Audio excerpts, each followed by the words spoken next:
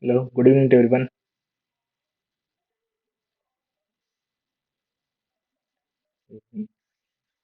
So screen is visible, right? Yeah. I think we can start. So meanwhile, others will also join.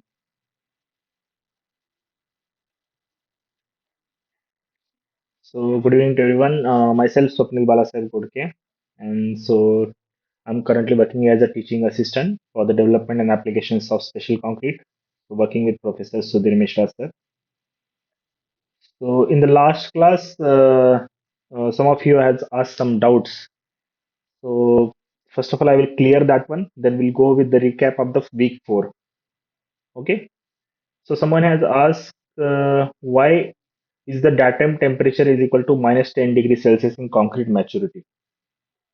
So if Mishra sir also join, he will also clear that one.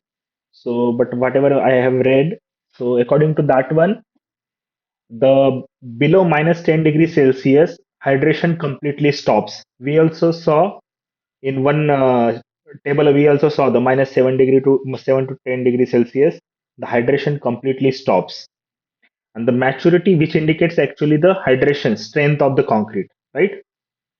So that's why datum temperature is considered as the minus 10 degrees Celsius. So beyond below that one, there will be a no hydration process. It will be completely stops. So that's why in the maturity of the concrete equation, where we have to calculate the maturity, we will consider datum temperature that is minus 10 degrees Celsius.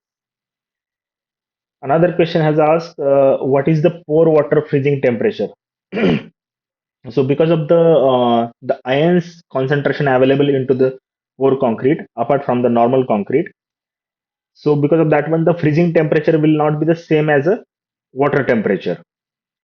So as per the literature, capillary pore water freezes around minus 1 to 5 degrees Celsius, and gel pore water may remain unfrozen down to minus 20 degrees Celsius. So these are the values I have taken from the literature. So because of the ion concentration, water and the pore water, normal water, whatever the water we are mixing into the concrete, that water and the pore water, which is available into the pores as well as the gel pores and the capillary pores, will be different freezing point. Then another one has asked evaporation rate. How we calculate the evaporation rate for the plane surface? While we calculating the based on the evaporation surface, we'll go for some preventive measures such as the curing conditions.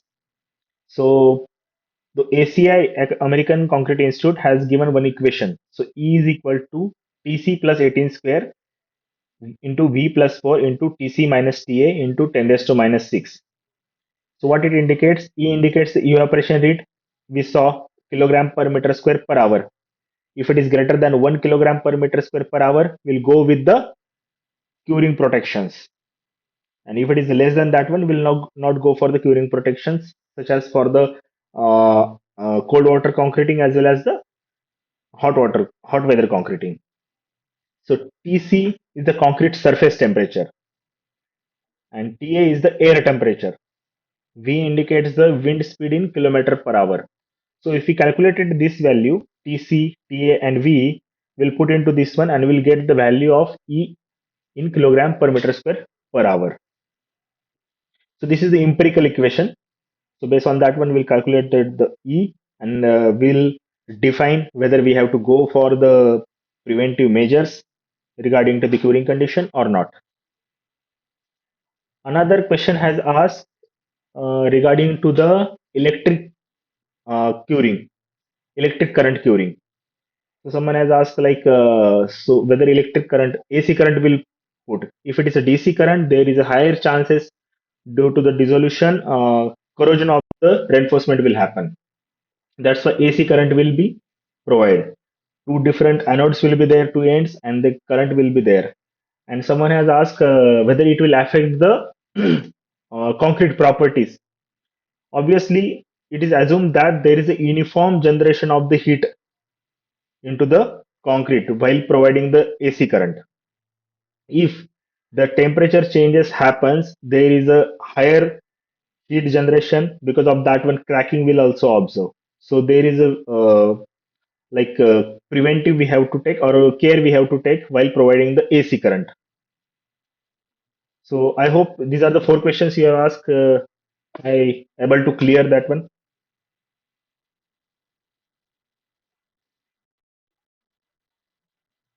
Yeah.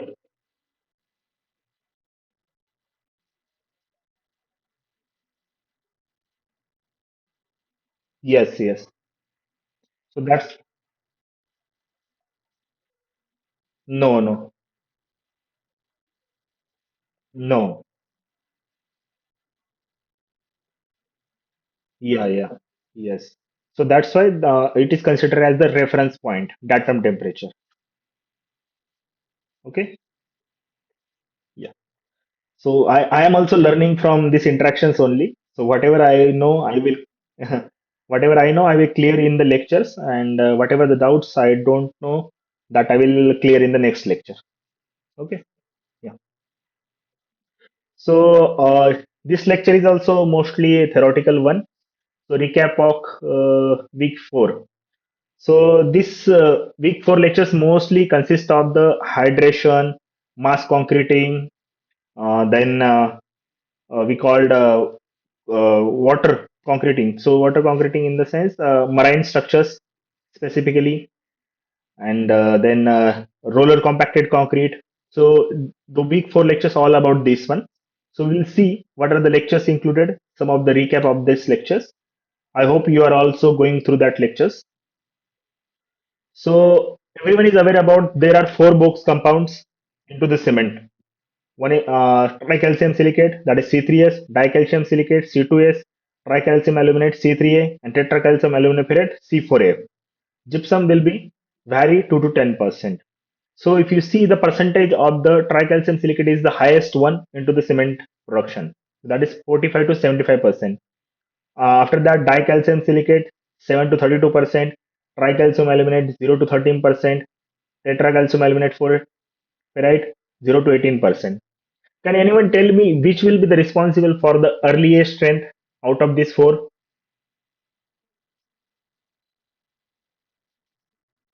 Right.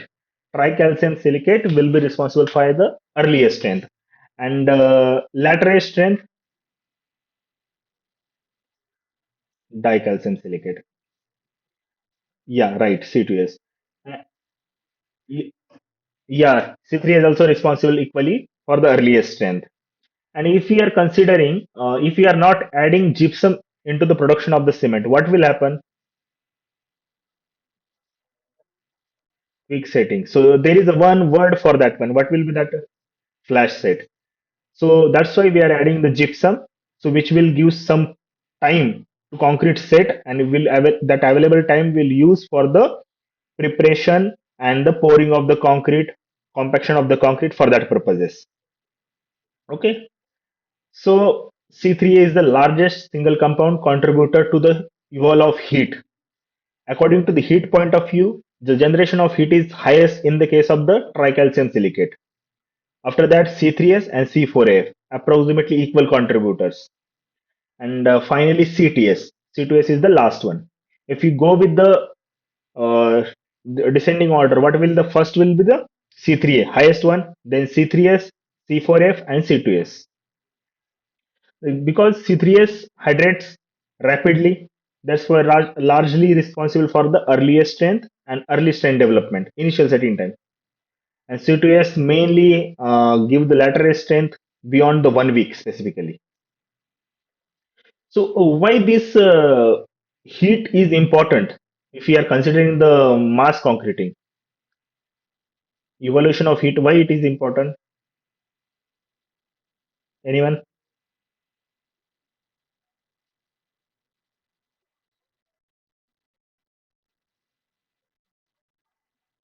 Right. Because in the mass concreting there is a differential heat between the core and the surface, and because of that one, thermal stresses will develop, and due to that thermal stresses, thermal cracking will have observed. Right. To avoid that one, we have to be taking care of the certain or certain rules we have to follow while preparing the concrete, while curing the concrete, and cooling the concrete itself. So the basically, yeah.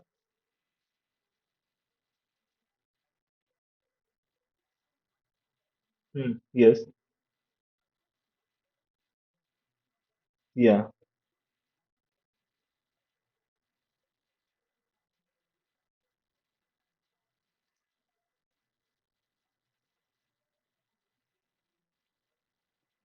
Okay. In the grain point of view, I have to find out. But thing is that we will have all the raw materials. If you know, we all the raw materials will grind together, right?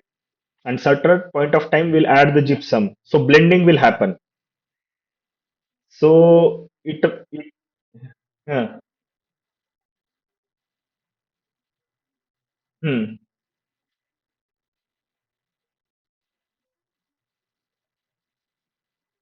Right. No, I don't think so like that. It will be like one cement content, cementitious particle will contain all these one. Suppose one cementitious particles we consider 100%. So out of that one, these are the percentage of that C3S, C2S, C3, and C4F. Yeah, yeah. Still, I will. Yeah, yeah. Yeah, it's depend on the blending also. If it is blended properly, because if you saw still cement has been used since more than 150 or 200 years, like, but still we are not able to finalize the proper sizes. Every batch of cement has the different gradations. If you know, yeah. So it's depend on the gradation, but still your doubt I will clear in the next lecture. Maybe I will read about that one. But according to my point of view, the cement grain, if it is blended properly, That grain itself, if it is considered 100%, it will have the C3S, C2S, and C3S, C4F according to the mentioned percentages.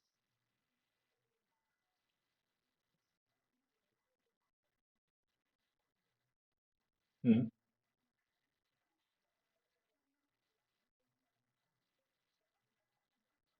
Right. Hmm. Yeah, because there is a very difficult to maintain the gradation for each batch. So we'll find out different gradation for each batch. That's why most of the times we'll whatever the cement we are using now, if we getting earlier strength for some suppose 1 hour, and we change the batch, we'll change the initial setting time also. So that happens in the lab also. If you saw batch of cement changes, certain property also changes. Yeah. So, moving forward, the mass concreting is specifically differ from the normal concreting in the case of thermal behavior. That is the most important point we have to be remember, because of the differential temperature changes. Their mass concreting and normal concreting differ with respect to the thermal behavior. So, according to the American Concrete Institute, mass concrete is defined as volume of concrete large enough to require measures to be taken to cope with the generation of heat from the hydration of cement and attending the volume change in order to minimize cracking. It's all about the thermal stresses or thermal behavior of the mass concrete, volume of the concrete. That is related to the mass concrete. If the surface temperature is allowed to deviate significantly from that of the core, thermal cracking will automatically develop because of the differential temperatures. So, how much it will be allowed to differ? So, according to most of the codes, the differential temperature between the surface and the core of the session to be less than 30 to 36 degrees Celsius. And when thermal cracking occurs, the basic definition is that when thermal stresses develop in the concrete is greater than the tensile strength of the concrete at the instant of time, then thermal cracking occurs. What is mean by instant of time?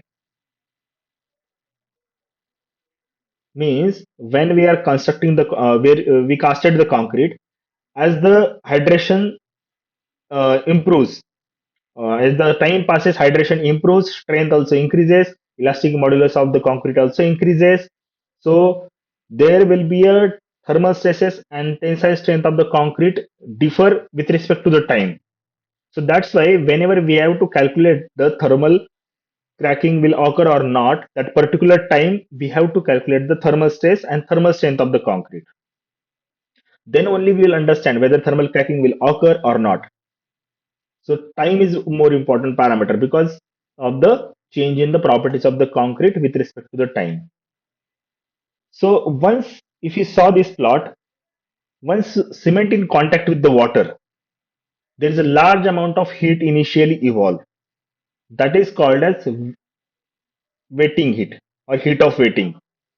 Because of the smaller size of particles, sudden interacting with the water will release a sudden heat. That is called as the wetting heat. And that initial 15 minutes will have the initial C3S and C3 hydration. After some time, because of the this graph down, that is called dormant period, will observe because of the gypsum, which will allows the concrete to be used for the compaction purposes or execution purposes. That is initial set time 2 to 4 hours. Then the peak will observe for the C3S hydration, that is roughly about 10 hours.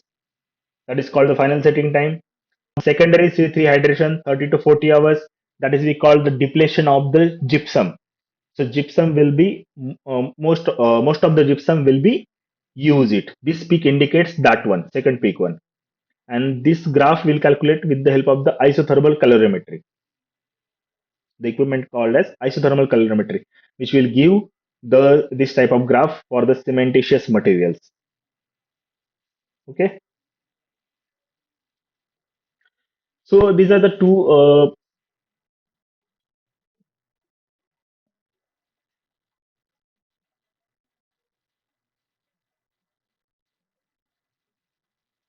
right? We can say that one. That's why when we are going, we'll see in the upcoming slides also, when we are we have to take care some precautions, the cooling purposes, specifically in the mass concreting, we have to remove the heat in the early age of the concrete itself, because it's easy to remove the heat in early age. Why easy to remove?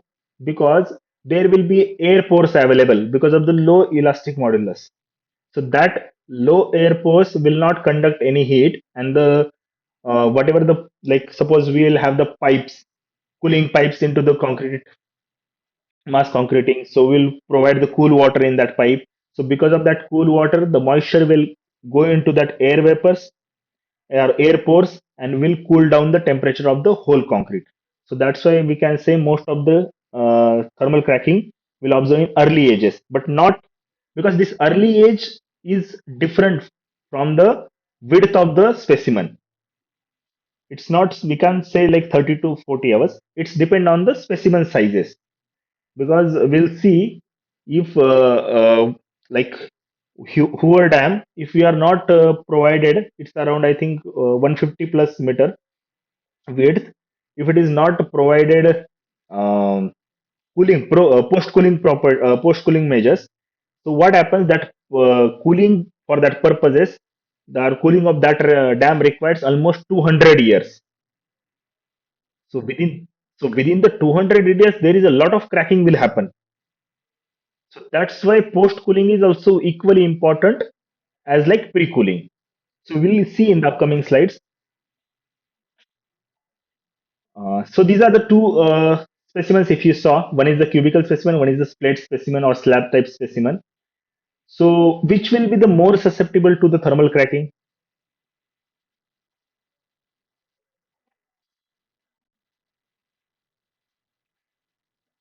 Obviously cube, not slab, because there is a higher difference between the surface temperature and the core will observe in the cube, because the thickness of the slab you saw, it is less as compared to the cube. So there is a difference between the surface temperature, because surface temperature will get changed with respect to the weather. So there are certain factors affecting, such as if you see bottom, if it is casted against earth or previous concrete, there is exchange of heat in between that one. Then side walls, actually with the formwork and then exposed to the atmosphere, that will also affect. Then top surface, whether it is directly exposed to the atmosphere.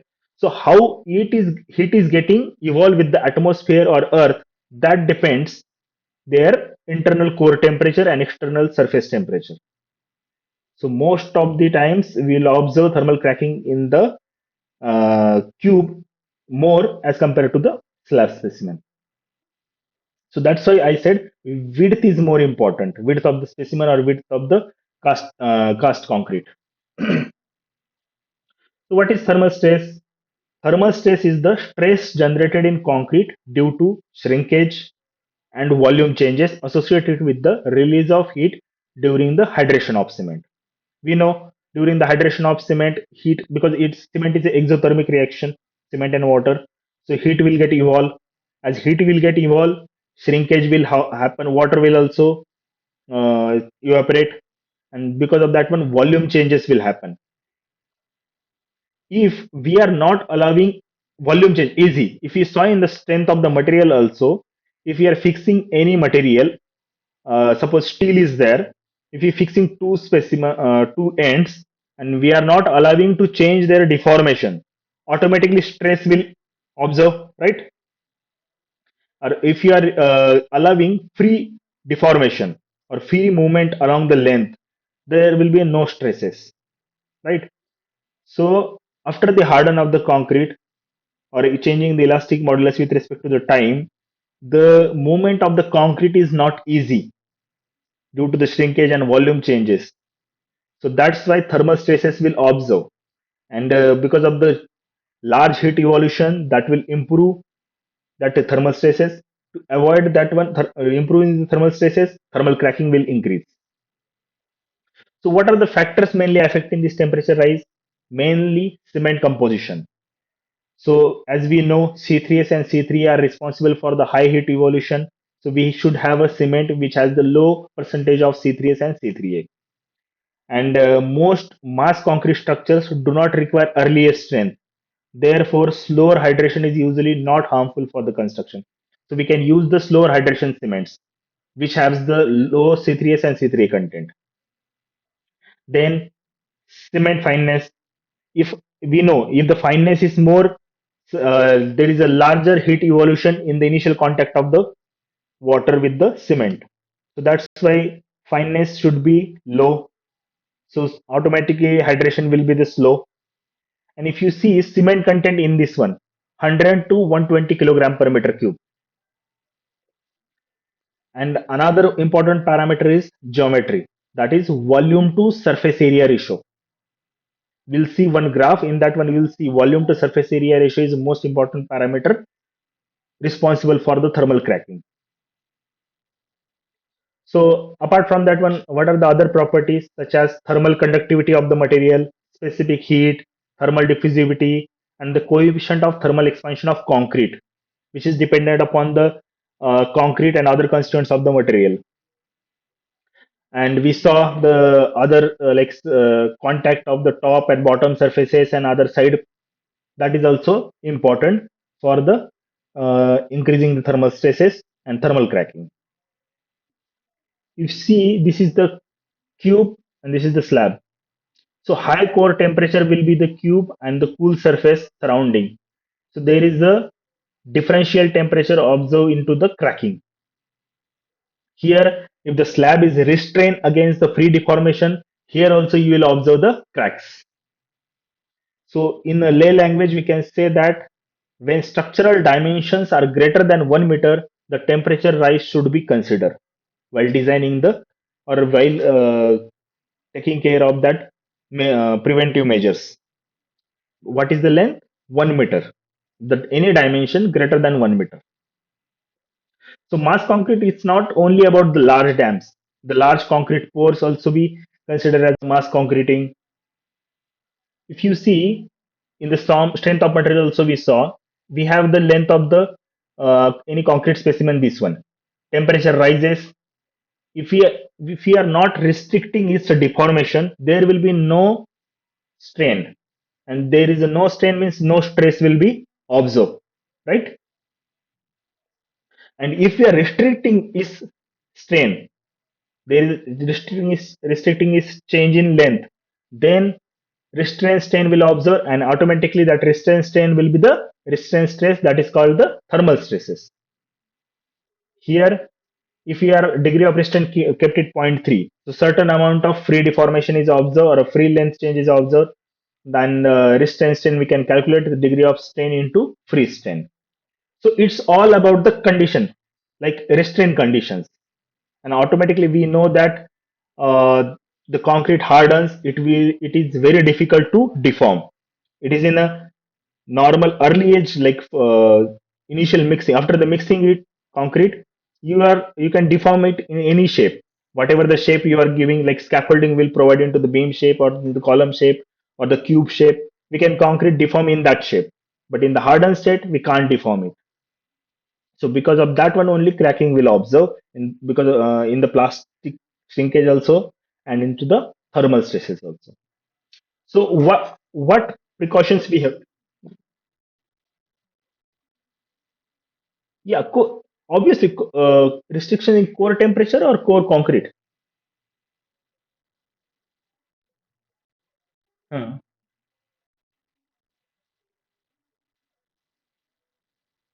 I did not get it. Your doubt exactly means you are saying the maximum limit like that.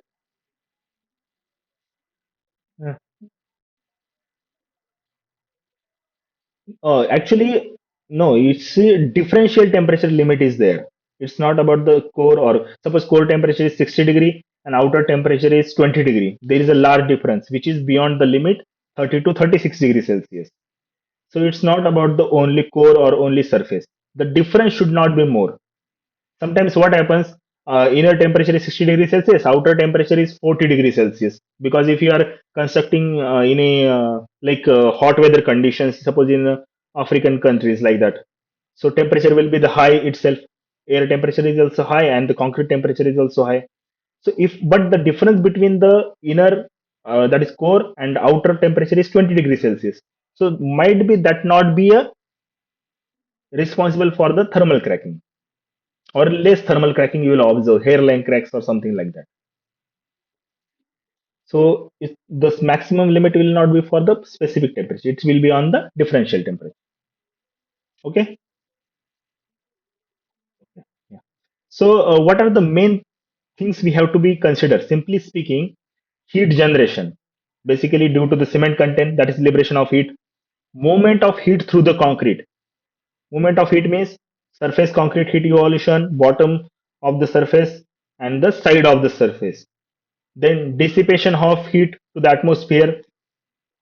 This movement of heat inside the concrete through the thermal gradients, like change in temperature from the hotter to the cooler region. Temperature will go to the hot to the cooler region, right? So that is, so these three parameters we have to consider. As I said, volume to surface area ratio. If you see this plot, if volume to surface area ratio is 3, and this is the placing temperature. Placing temperature means at the time of concrete we casted and place into the beam or column, what is the temperature of that concrete? That is 10 degrees Celsius, suppose we consider. And volume to surface ratio is 3. So if we go 3, 10 degrees Celsius and go into the x axis, you'll see temperature rise will be almost 20 degrees Celsius. At the same time, if we consider volume to surface area ratio is 1, and if we go into the top 10 degrees Celsius graph, you'll see there is a temperature rise will be only 10 degrees Celsius. For the 3, volume to surface area ratio is almost double instead of the 1. So volume to surface area ratio is equally important as per along with the placing temperature.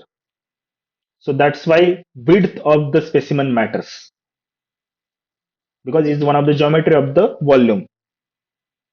Okay, and this plot has been given into the Montero and Mehta group book. So that's why we have to be careful with the materials temperature also, volume to surface area ratio also. So some of the key points we have to be considered while working with the mass concrete, such as cement content should be the less, that is 100 to 120 kilogram per meter cube. Uh, it will be less, and it will have the less like C3 and C3S content to have the early to reduce the earliest strength or early age heat. So cement content is less. How we can achieve? By using the chemical admixtures we saw in the second lecture, sorry. Then air entrainers, or by simply increasing the water to cement ratio. And if you saw, the resulting concrete strength would be approximately 12 to 15 MPa in the mass concreting. So replace a part of cement with material such as fly ash, which will be responsible for the lateral strength. So that's why adding the fly ash or replacing the cement with the fly ash will not evolve heat in the initial phases of the hydration. It will evolve the heat in the latter age phases. Then, mm, yes, cement content we can increase, but at the same time we have to be then take care of these thermal stresses also. So for that purpose, what we'll do, we'll increase the water to cement ratio, chemical admixtures. Because if we increase the water also, what will happen? Strength will get decrease. Yeah, so that purposes we have to we take care of the chemical admixtures. Along with that one, we can use the certain supplementary cementitious materials. We can which can use or we can enhance the strength in the latter ages, not in the initial. So that combination we have to be take care. Then chill water. Chill water we can use because of the in the last lecture also someone has asked why we can't use the ice, right, instead of the water, because it has a higher specific heat. Yeah. So you are right. We can use the ice also, because in this lecture, sir has mentioned clear that one. We can use the ice also, but here he mentioned ice flakes, not exact ice, whole ice. So Yeah, I said to sir also, he will if he joins, he will clear that question why we are using the ice flakes, not whole ice. Okay. Then aggregate size and proper gradation. Why aggregate size and proper gradation matters? Because it if we have the proper gradation of the aggregates, we'll achieve the proper compaction. There will be less amount of voids, which will responsible for the reduced water content and cement demand also. Then aggregate properties such as mineralogy and content. How much amount of aggregate we are adding, that affects the elastic modulus of the whole concrete, heat diffusivity, and thermal expansion. So we have to be take care all these parameters into the mixing condition or designing conditions. So how we can reduce the peak temperature or lower the peak temperature? One, prior to the mixing, we can decrease the temperature of the material constituents such as pre-cooling of materials. So pre-cooling of materials, one major part we saw, water is the one of the major component apart from like aggregate and that all things, because it has the higher specific heat, so it is responsible for the reducing the major temperature of the concrete. Then post cooling, running cold water through the network of pipes will be the buried into the concreting, and that will not have any leakage and that so cold water will be run through that pipe in the initial phases of the concrete hardening. So because initial phases, it's as I said, easy to remove the heat because of the low elastic modulus. So in the latter age, it will be difficult. So that's why in the initial phases, post cooling is also most important. Placing temperature, it is ultimately related to the constituents temperature, material constituents temperature. So that also we have to be, while designing the mass concreting mixing, we have to be note down every temperature. We have to be uh, consider that should be the low.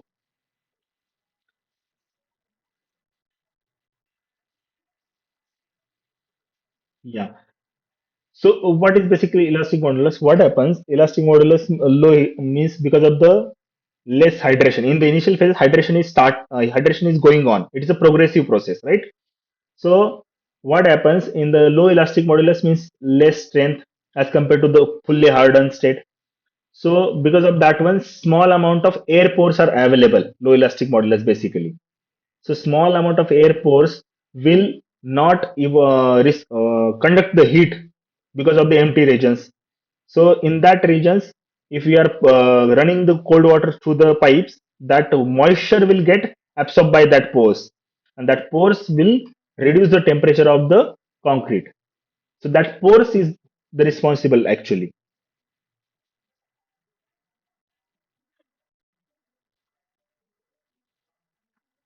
Yeah, right, right. So it is ultimately interlinked with the elastic modulus. Higher the hydration will get the higher elastic modulus, because if you saw elastic modulus in the fresh concrete and elastic modulus in the hardened concrete, you will observe higher in the hardened concrete. So mainly because of the incomplete hydration or complete hydration. Okay. Yeah. So heat removal rate. Hmm, yes. Yeah, yes. Placing temperature. It's not like what we call, the ambient temperature for the day temperature for that purpose, casting temperature or day temperature at the time of the casting, right? So the temperature of the materials, normal temperature, what is the room temperature? 25 to 27 degrees Celsius, right? So it should be the that material temperature, it should be below that one. Another thing is that, you are casting the large specimens or going for the mass concreting. So there will be a chances to the difference between the temperature core and the surface. So you should go beyond below limit. So means that's why we are using the chill water. It's like a proper assumptions. It's not like yeah.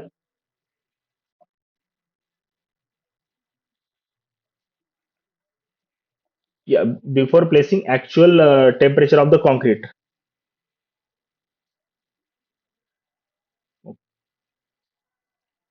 That I have to see, because I don't think so that will be possible.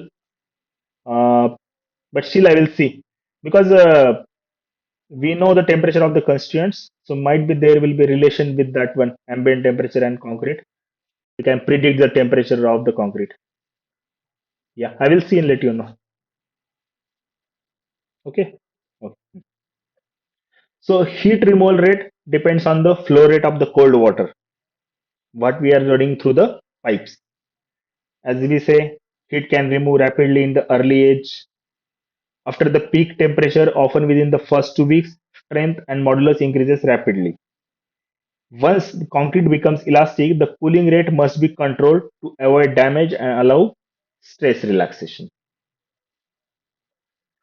So pre-cooling, as we say, instead of the crush ice, you can use or chill water instead of the aggregate. That will be the major part to reduce the temperature of the concrete.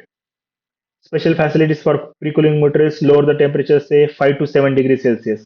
So here it has been say the pre-cooling of the constituents of the material, we can get it to 5 to 7 degrees Celsius. Then ice is more important. We saw that one. Post cooling, the what will be the diameter of the pipes? Usually the 25 mm in diameter for the 1.5 mm wall thickness we'll use. Means 1.5 mm thickness. We put the one pipe of 25 mm diameter. So certainly number of pipes will be placed or buried into the concrete for the large width of the concrete, which will be responsible for the stabilize the higher temperature of the concrete. And if you see, to come to equilibrium much faster due to the low conductivity, it may take several years if you are not providing the post cooling due to the low conductivity of the concrete.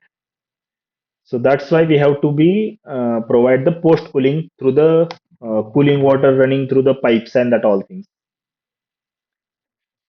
Then, as I said, we have to note down all the temperatures. Here you see, you should have a cap on maximum acceptable temperature for individual materials and maximum placing temperature. So that cap we have to be considered according to the situation.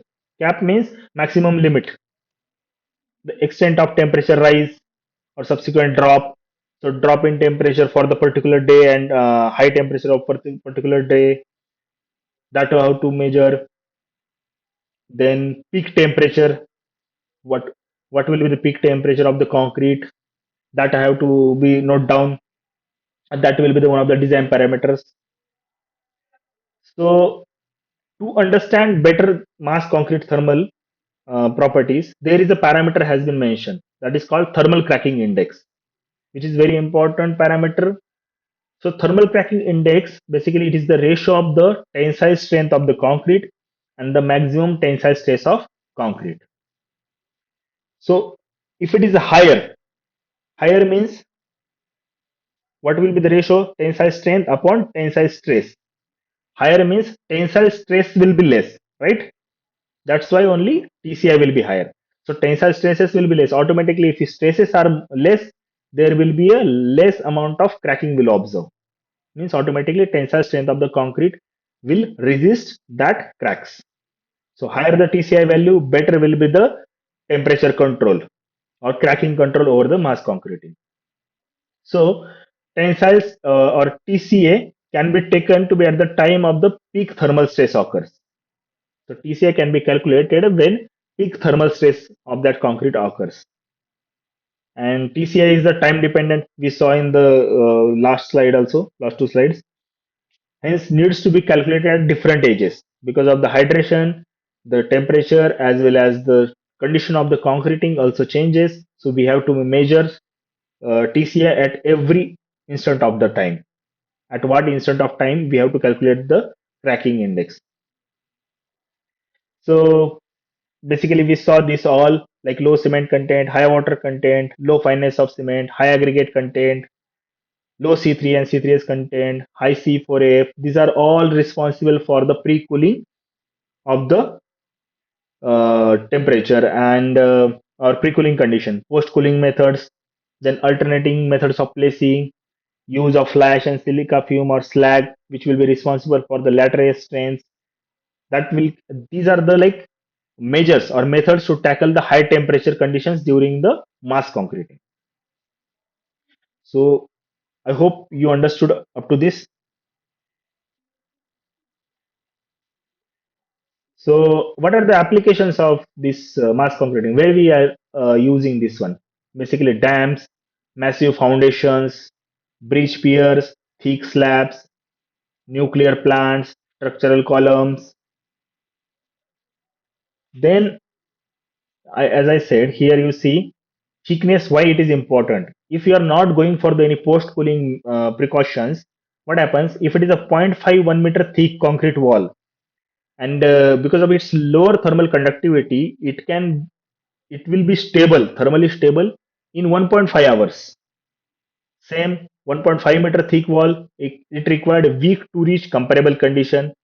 15-meter thick wall, such as arch dam, would require 2 years. And if it is a like poor dam, 152-meter thick wall, it will take almost more than 200 years to achieve the same degree of thermal stability. We can't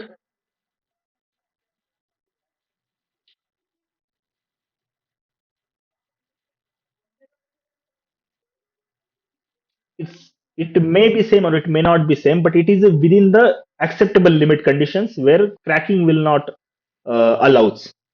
So code, yeah, 30 to 36 degree, 30 to 36 degree, it is a like maximum. So whatever will be the minimum, that will be the good, because in the maximum also maybe there is a chances to observe the hairline cracks, right? Yeah, so whatever will be the minimum, it's not any specific value, but whatever will be the condition below the condition, that will be the good. That is called, we call the thermal stability.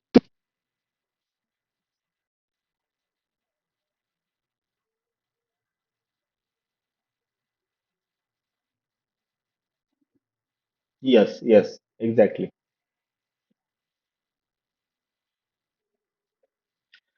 So why I said TCI, what is why it is important? TCI, thermal cracking index. If you saw, this is the Japanese guidelines. If you saw the thermal cracking index, it is 1.85. You'll observe there is a chances of 5% thermal cracking probability, which is 5%. If you decrease the thermal cracking index, you see chances of cracking will be high. Almost for zero point 0.6, it goes for 100% thermal cracking. So that's why TCI should be higher, and we have to calculate the TCI for our mass concreting. Okay, this graph indicates the importance of the TCI, that is thermal cracking index, which is the ratio of the, yeah, yeah. Can you repeat, please? Hmm.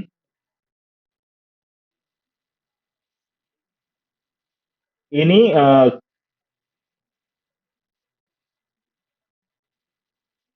okay, for mixed design? Okay, yeah, I think it's not in the mixed design, because it's depend on the situation, as I said. So that's why it should be low at the time of the after the casting. That's why we are going for the pre-cooling condition. It's not considered exactly into the thermo like mixed design. It's the latter parameter. Okay. Yeah. Then next is anti-washout underwater concrete. So anyone has heard this before this one, before this lecture? Anti-washout. Maybe industry people know.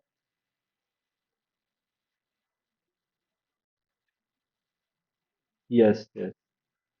So basically, the name itself suggests anti-washout. So because of the water, the cement should not get washed out, like that only. So the concrete can be placed in underwater in a similar manner that normal concrete is placed in the air. How we place into the air normal concrete? At the similar manner, we can place the concrete into the underwater. So how it will happen? Because we are using viscosity agent to address the segregation and bleeding underwater. So because of the higher viscosity, there will be less chances of the segregation and bleeding will happen into the concrete itself. So we saw some questions, I think, in the last week's lectures, like concreting the slum cone test and the cube prepare for the testing purposes for the underwater concreting should be tested or should be prepared into the design water tank itself, right? If you remember, we saw this type of question in the last week lecture. So design water tank, we have to test, we have to maintain the flow velocity, whatever the velocity for we are constructing, and we test fresh properties and hardened properties purposes. We'll cast cube in that water itself. Okay, so viscosity modifying agent, the what will be the dosage? 1 to 1.3. So anyone can say it is very less amount of percentage, 1 to 1.3, but its impact is very high. Although its percentage is very less, but its impact is very high into the concrete properties. It will not allow any type of segregation and bleeding or anti-washout. And if you see cost purposes, anti-washout concrete and underwater concrete, the material cost is higher into the anti-washout concrete. But if you saw the concreting cost, which will be the less as compared to the underwater concrete. So economical is more as compared to the underwater concreting. That is normal underwater concreting. So where we'll use this anti-washout concrete? What are the applications? The bonding and solidifying rocks and concrete blocks in shore protection works. Underwater reinforced concrete for constructing wharf, intake and discharge facilities for industrial plants. Alternative for precast concrete for constructing breakwater, QA wall, breach foundations, minor fixing works, and emergency repairs. Mainly for the emergency repairs, if you saw this type of concrete can use maintenance works around underwater structures. Suppose any bridge pier is there, so we have to do maintenance. We can't construct a whole or we can stop the water for this maintenance purposes. So in that we can use the anti-washout underwater concrete, construct and repair shore protection, riverbed. So most of the times this type of concrete has been used for the maintenance of the underwater structures. If you saw, most of the applications are the for the maintenance purposes, right? So what are the different materials? Normal cement and also blended cements, like with the help of the supplementary cementitious materials are used. Admixtures, viscosity a modifying agent, mainly cellulose ethers, and superplasticizer, any type of reducing water demand. Any type of superplasticizer can use PCA base or something else which can reduce the water content. This is one of the example of the anti-washout concrete. If you see their proportions, so concrete volume they are preparing for 357 meter cube. Mixed proportions, compressive strength 18 MPa, maximum size of coarse aggregate 20 mm, slump flow 40 centimeter, water to cement ratio. If you see water to cement ratio, it's very high, 51.3%. Water content 205 and viscosity agent 3.1 kilogram per meter cube, 1.5 percentage of water content. This is one of the example, live actual example has been used into the site. What about strength? If you are using river gravel, the strength is almost comparable in air, water, and underwater concreting. Here also, the concrete made in air and the underwater concreting, crust stone aggregates cases also it is comparable. So there will be a not much difference into the strength also. Dosage we saw 1 to 1.3%. Consistency. So what are the placing methods has been used? Concrete pump are used, trimming pipe, bucket. And placing condition may be slopy condition, general condition. Sometimes it will be used for the reinforced concreting, filling, narrow space, filling narrow and deep space also. So JCI also given some conditions for the consistency. This is bucket, pipe, and concrete pump. All or for all placing methods, it is useful, but based on the distance or length of the pouring the concrete. If we are pouring the concrete into 50-meter or less, the slope and slope structure conditions, slump flow will be 25 to 40 centimeter.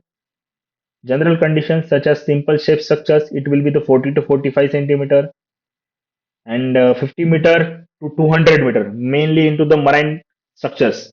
This much depth will be there. So for that purpose, if you are using for the RCC condition, 45 to 55 slump flow, filling narrow spaces 55 to 60, filling narrow and deep space 60 or more. Can anyone tell me why the slump value is higher in these three cases compared to this one, and why it is increasing? RCC is 45 to 55, then narrow space 55 to 60 and 60 or more.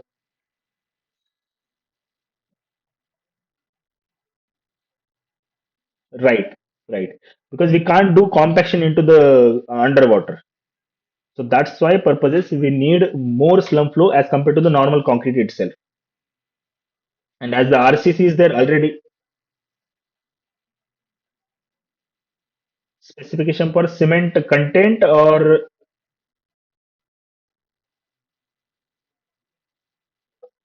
okay, here no, here sir, okay, highly setting, higherly strength like that. Yes. Yeah, some people are using higherly strength, but in the lectures sir has not mentioned about anything about that one because he's mentioned normal and blended cement. But what I have read before this one, some people are use early like early hardening cements. Yeah, early hardening cements. So yeah,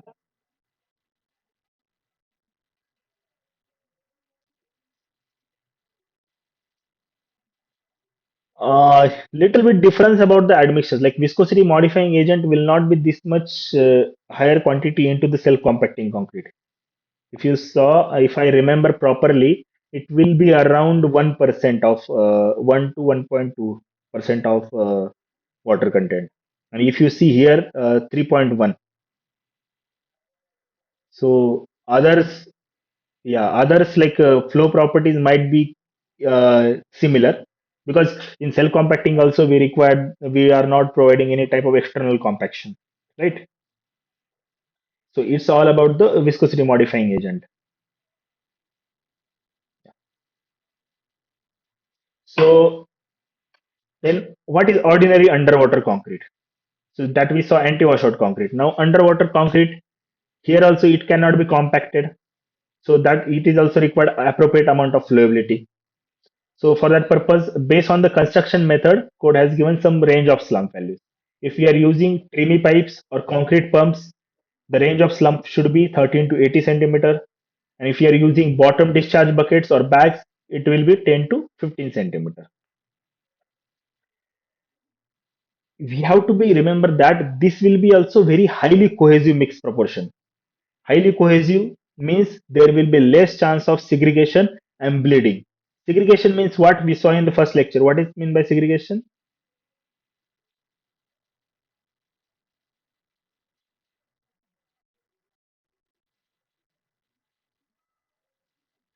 Right, separation of the coarse aggregate and other particles. Yeah. So to avoid that one, the material should be highly cohesive. So here also viscosity modifying agent plays an important role. And mainly underwater, any type of underwater concreting, the you'll see the viscosity modifying agent will play a very important role. So here also that is also mentioned appropriate admixtures and increasing the percentage of fine aggregate to an appropriate level are required. And standard percentage of fine aggregate for ordinary concrete they have mentioned that is 40 to 45% where gravels are used, and for coarse aggregate for 3 to 5% in cases where crushed stones are used. It can increase means 43 to 48% 50% will for the crushed stone aggregate cases. Another some instructions has been given like underwater concrete placed by trimming method. Trimming method may lose strength sometimes reducing to about 60% if the flow distance exceeds 3 meter. So we should be consider the flow distance also, not only like range of slump or other parameter segregation and that all things. So we have to be consider this length of the pouring also. If you are placing the concrete from higher depth, there will be higher chance to get segregated. Even we are using the but we are using the viscosity modifying agent also, and there will be high chances it will not be properly compacted. So that's why there is a possibility of deterioration of the concrete and not achieving the proper strength. So that's why length of the placing is also very important. And here standard limits for the maximum water cement ratio is 50% and the minimum cement content is 370 kilogram per meter cube. So you saw here minimum cement content limit is 370. In anti washout, what is it? It is around 120, right?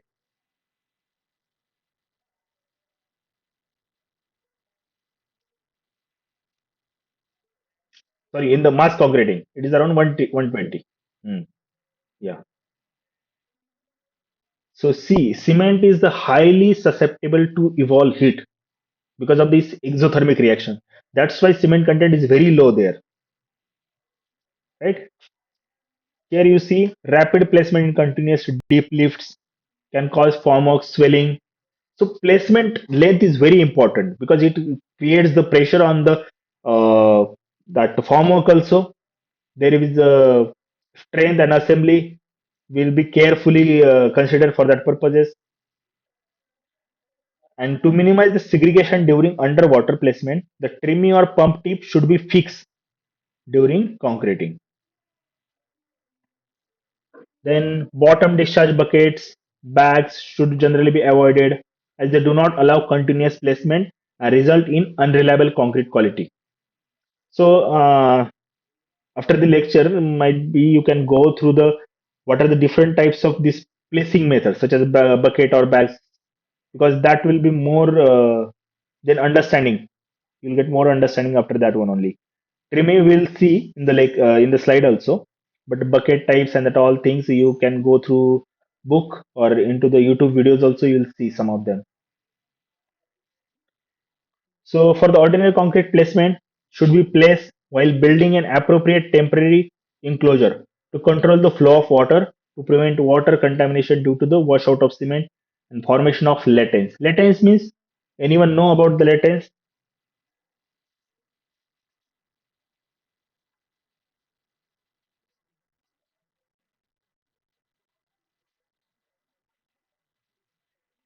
Right, right. So it will affect the bond of the concrete. Suppose we are placing the or pouring the concrete certain length, so that and then again we are placing concrete in the second batch. So that latence we have to be removed. We have to be take care. Otherwise, bonding will be the weak.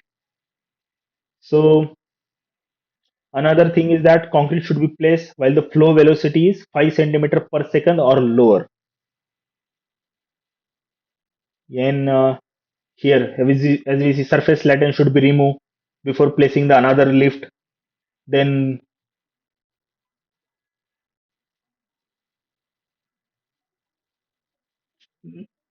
this one, no. This flow velocity means water flow velocity. River, yeah, river, yeah, water flow velocity. This one. Uh, so the concrete velocity is depend upon your methods, what methods you are using. Because if we are using trimmy or bucket type, we can't control the velocity. It's a distance. It depends on the distance. But in the pumping, if you are using pumping method, then we can control the velocity. But that has been not given any value because it will be vary according to the concrete to concrete. This is the velocity particularly for the water velocity, water flow velocity. So the placement of concrete should therefore be not be suspended until the designated height or water surface is reached unless suspension is invisible. What is means the we place the concrete and we have to place second batch over that one. So the first placement itself to be reachable height where we can remove the latence. If it is not in the reachable height, it will be very difficult to remove the latence and place the second lift. So we have to be take care that one also. So the first lift itself into the reachable height. Then trimmy pipes must be watertight and sufficiently large to allow free flow of concrete. There should not be any clogging will happen. So for that purpose, typical sizes has been given to 25 centimeter diameter for water depth less than 3 meter and 30 to 50 centimeter diameter for water depths greater than 5 meter. Then trimmy pipe diameter should be about 8 times the maximum aggregate size. This is the major what we called thumb rule. So whatever the aggregate size, if suppose 20 size of aggregate you are using, the trimmy pipe diameter should be 160 mm. Okay. So prolonged flow of concrete in water at the trim outlet reduces the concrete quality. What prolonged flow of concrete in water at the trim outlet? At the trim outlet, if continuously water is coming, there will be obviously external water added. There will the quality of the concrete will get reduced.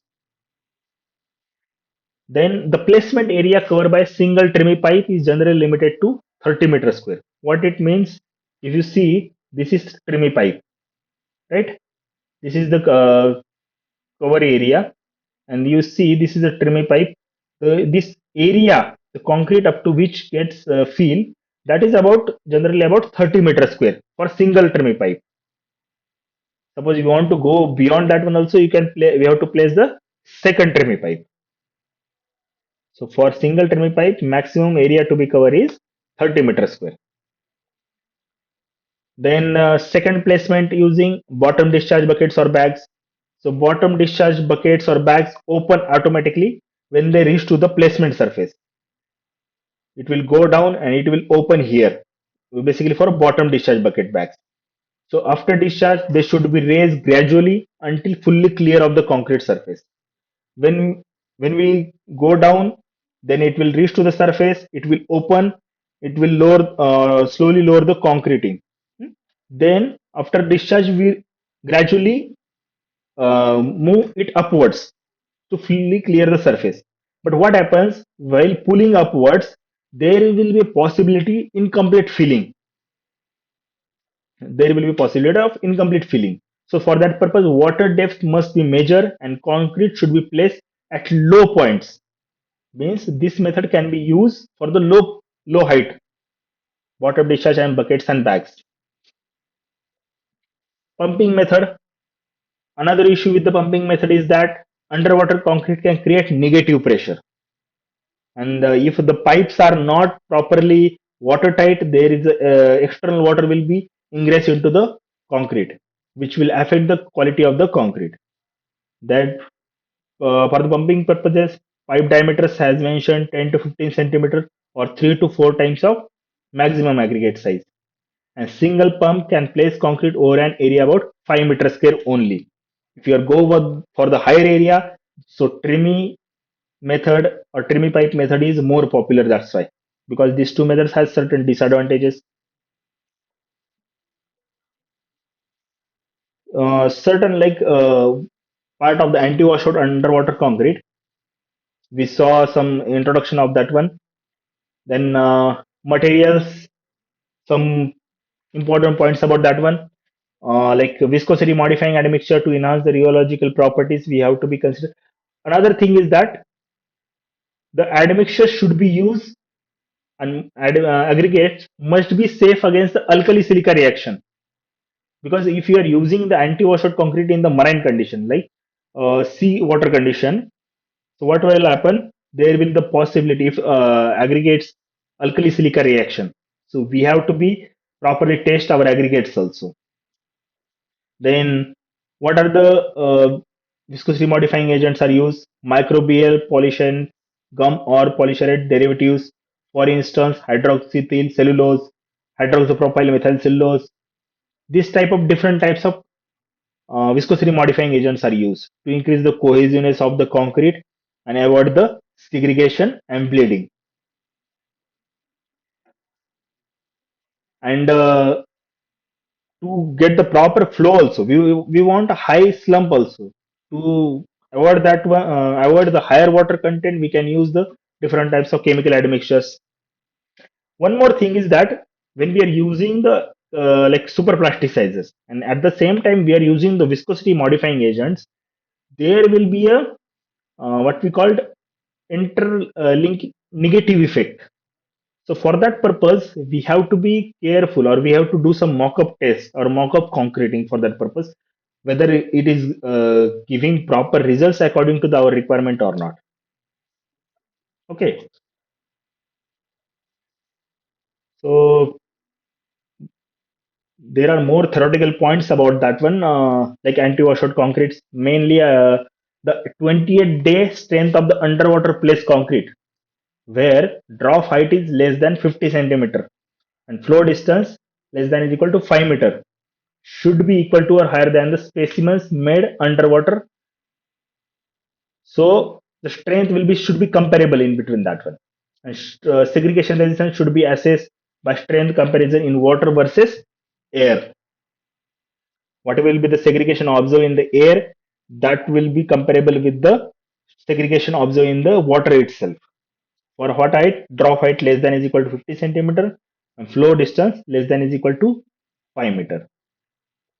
Another JCA condition about the water to cement ratio. So it is, we saw in the Indian Standard Code also IS 456 we have the maximum water cement ratio condition, maximum cement condition, cement content condition. All are depend upon the durability perspective, right? If you saw whether like severe condition, very severe condition, like that moderate condition, like that durability conditions, they have provided its maximum values. Here also JCI is given according to the environment, like in fresh water unreinforced concrete, 65% will be the maximum water cement ratio. Reinforced concrete, 55%. In seawater, 60% for unreinforced, and reinforced, 50%. Similarly, slump value we already saw. This is the table also given into the JCI. So slump values according to the construction conditions, it will vary. When we are going with the some narrow space or going with the some RCC, the slump flow automatically will get increased. So according to the condition, while designing the mix, we have to consider this type of range of slump.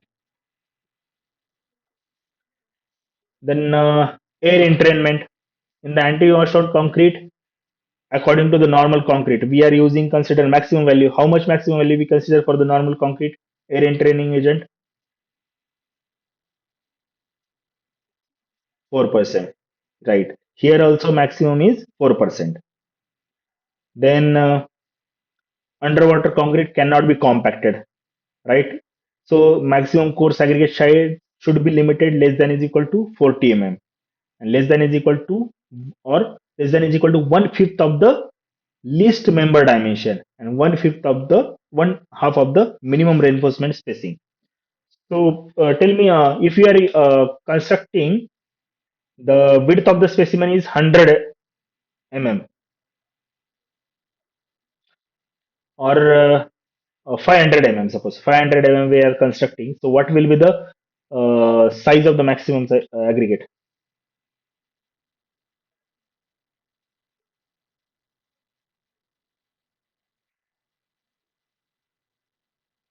Anyone?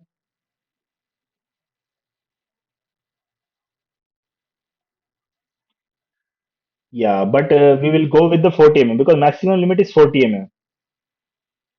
Yeah, so which will be the minimum out of that one, we have to go with that one. We can't go with the 100 mm, that is like big pebbles. Yeah, yeah, right. So that we have to be considered based on the two minimum out of this minimum. Then dry mixing is also important. How you are mixing the concrete, that is also important, because if we consider any type of special concrete, so flow matters, like how the concrete flowing, and the flow is indirectly or directly related to the rheological properties, right?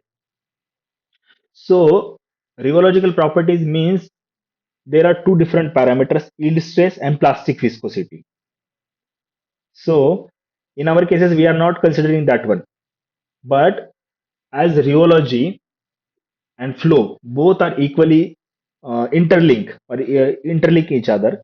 If we consider, why we are considering, why I am saying the mixing matters. If you are mixing normal concrete or any type of special concrete for 5 minutes after adding the water, and any type other concrete same mix you are mixing for 10 minutes after adding the water, there will be a difference between the flow properties. In the 5 minute mixing and 10-minute mixing, there will be a difference between the flow properties. Which are the flow properties? There will be the difference in the slump flow, there will be the difference in the plastic viscosity and the yield stress. That's why mixing also matters. When we are using or when you are developing the same type of mix or same mix for the construction, you should have the same protocol for the mixing also. In other languages, it is called the shear history matters.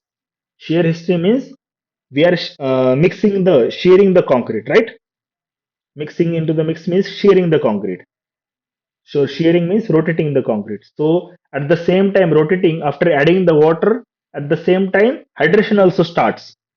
If you mix it more hydration will happen, and the flow values will be differ for the 5 minutes also and 10 minutes.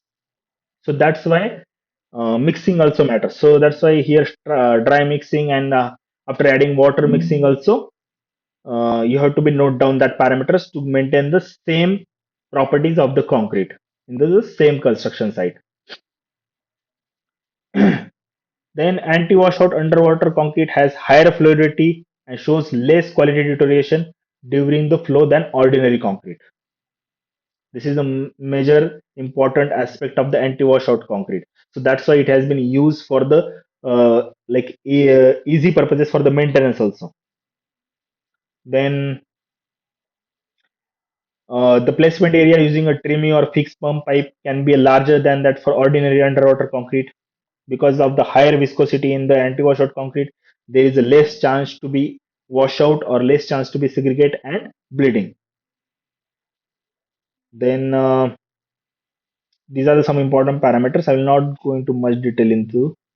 Underwater flow distance should be limited to less than is equal to 5 meter, because as excessive flow causes quality deterioration and heterogeneity. Means from at what distance you are pouring the concrete or placing the concrete, that should not be greater than 5 meter. Because of the if it is greater than 5 meter, there will be a chances the properly compaction will not happen, the concrete strength will not achieve whatever we are designed. So it has been limited up to 5 meter.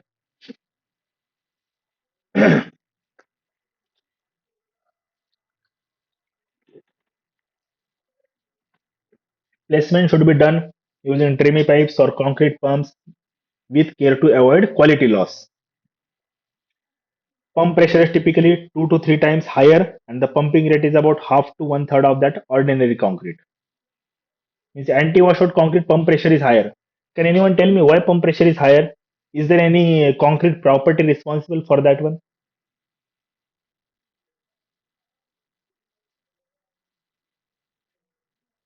Since 1 hour we are seeing like anti-washout has something different from other underwater concrete. What is that one?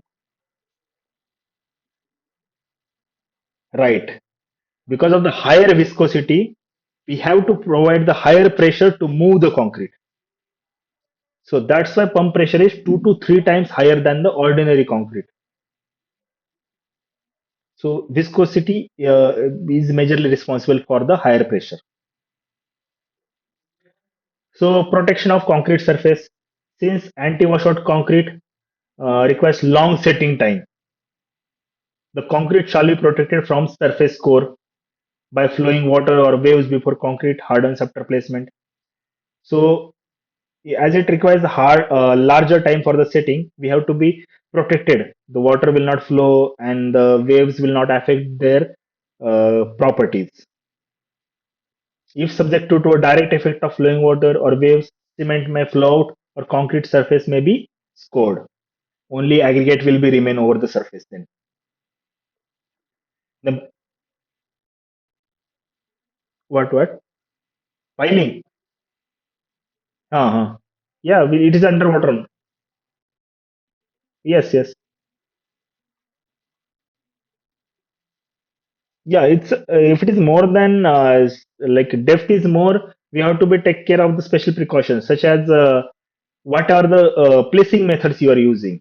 Tremie pipe or most of the times tremie pipe will be the beneficial for the higher depth.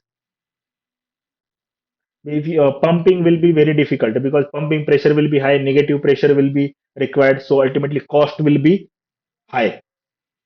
And bucket types, there will be the possibility to enter the water and reduce. Yes. That's why that bucket trimming pipe is also we are providing with the gravity only, right? If for time permits, I will show one video also how they will do. Yeah, yeah, okay. So marine structures such as structures that are directly contact with the tidal waves or a sea level, so that are constructed on land, that may be constructed on the land or in the sea itself, which are directly contacted with the sea waves. So what are that one? The small members installed on the seashore, large marine floating structures, large or deep sea marine structures. So for that purpose, what are the guidelines? So measures shall be taken to prevent the quality degradation of marine concrete structures during their surface life due to the concrete deterioration or steel corrosion. What happens? There are large amount of mineral available into the seawater. Normal fresh water and seawater differs in that aspect only. Because of the seawater, we have to be take care of the concrete quality in the durability aspects. So because of the large amount of the chloride present, there will be the possibility of the corrosion of the rebars also. So concrete should be have the less pores or properly compacted. So marine structures we have to be take care in that aspects. Then environmental protection to prevent the pollution of the marine environment also.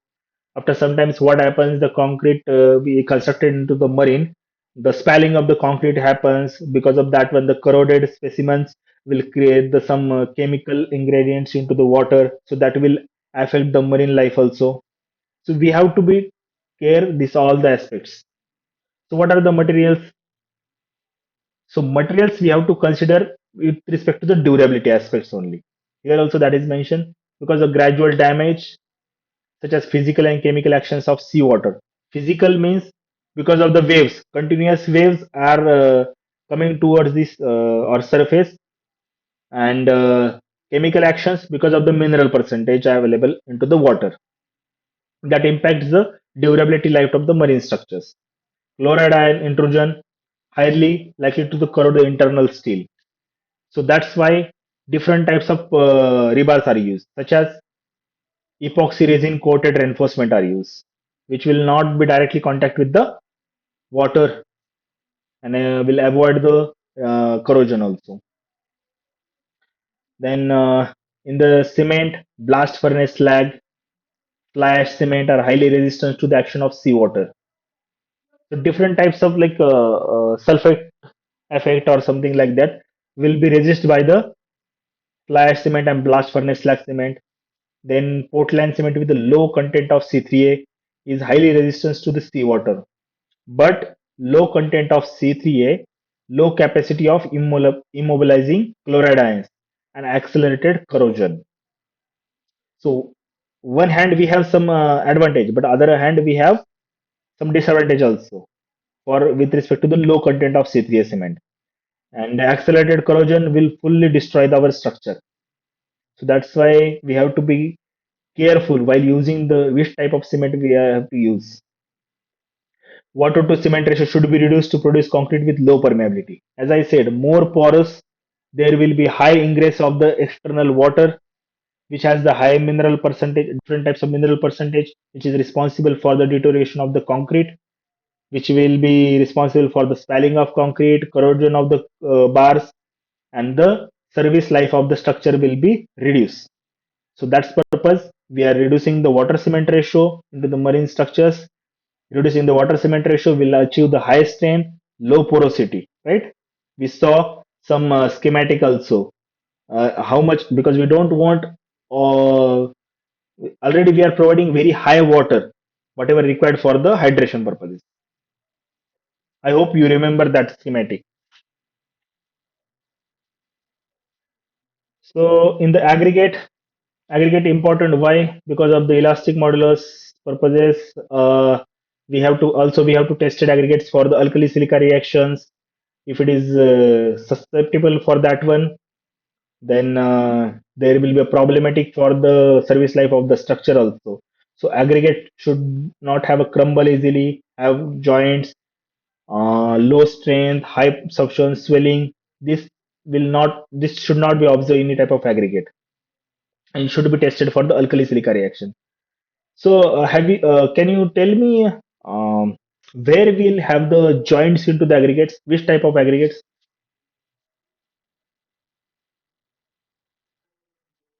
Anyone, please?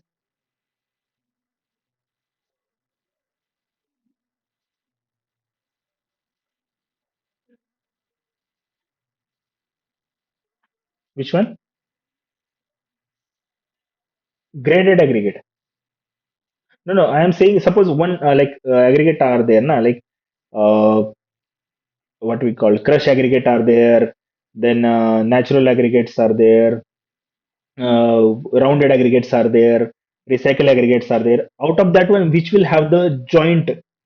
There is a possibility to have a joints in the aggregate itself.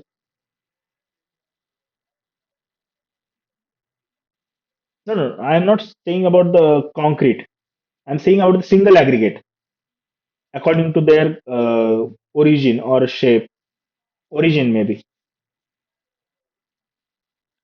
No, what happens? Two types of aggregate may there is a possibility to have a joints. One is the recycle aggregate if you are using, but most of the times we are not using for these purposes. There is a possibility to have a joints or crack. Another is that joint in the sense crack also. So crushed stone aggregate. While crushing itself, there is a possibility to have a small amount of or small hairline cracks on the aggregate itself. So why it matters? What happens if it is there is a crack while there is a load comes onto the structures? There will be a possibility to that aggregate will broken down and reduces the overall strength of the structure also. So that's why joint aggregates, which aggregates have the joint, will not be used for the important structures. Okay. So there is a possibility in the crushed stone aggregates. While crushing itself, there is a possibility to have a cracks.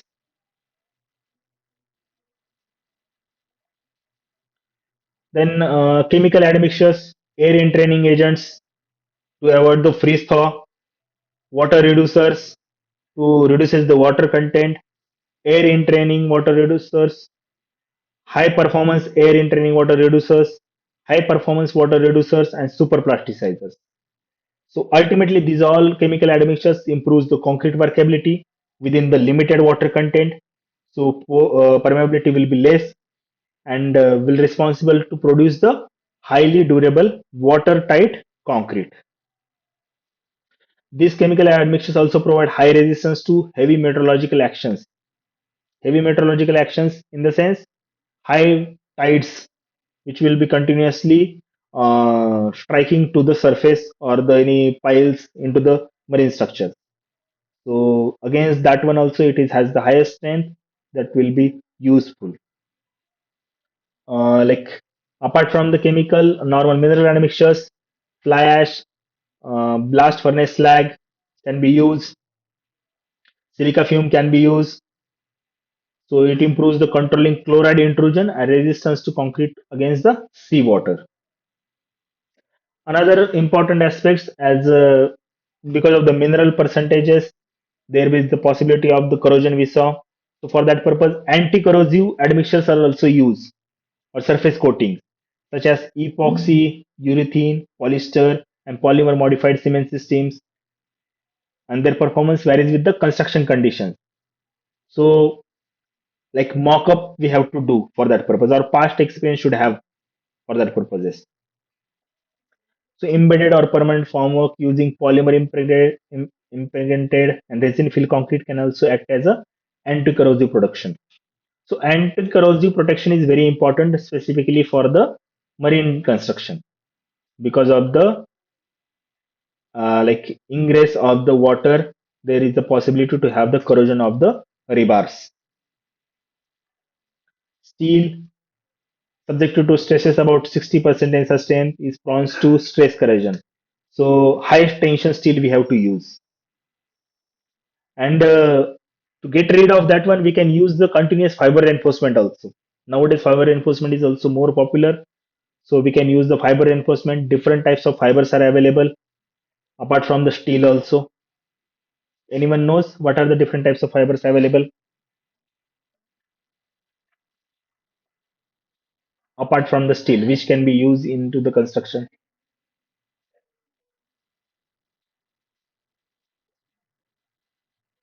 Okay. Yes. Glass fiber. Yes.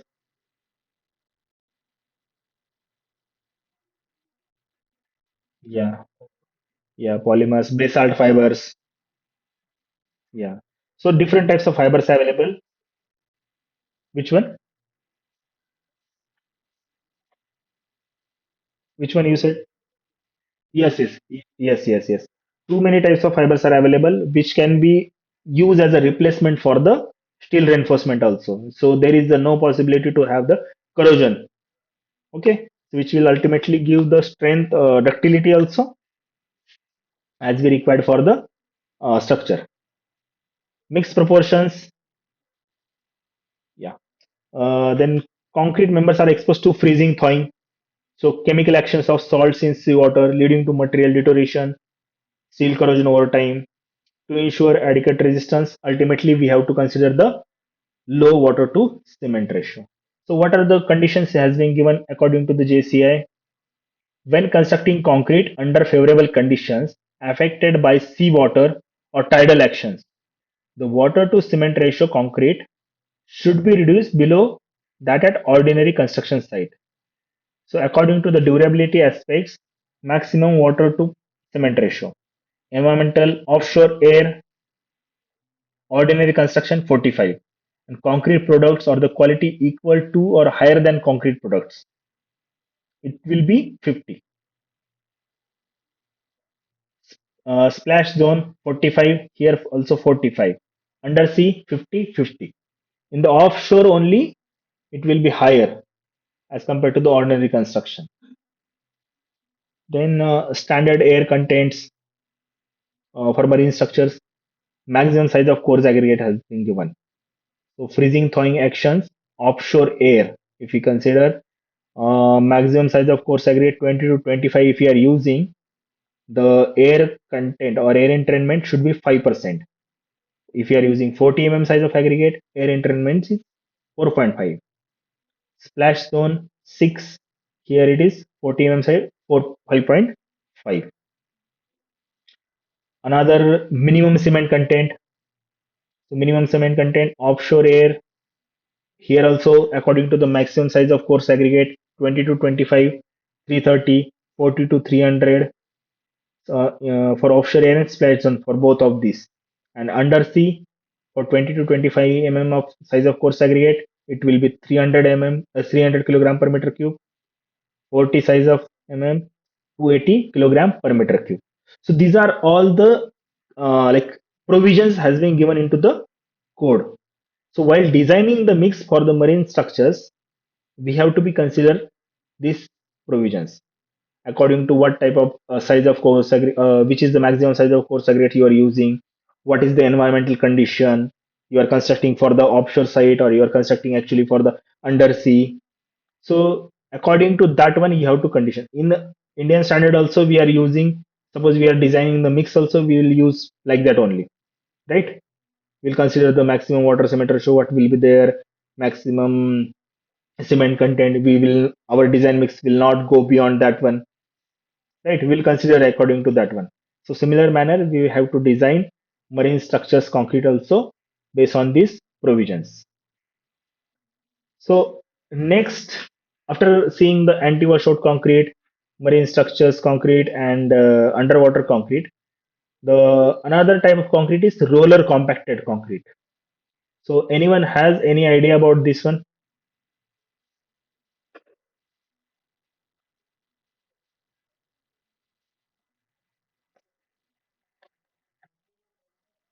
Yes.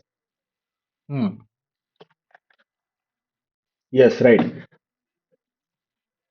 Right. Without the reinforcement, and it will be compacted with the help of the roller.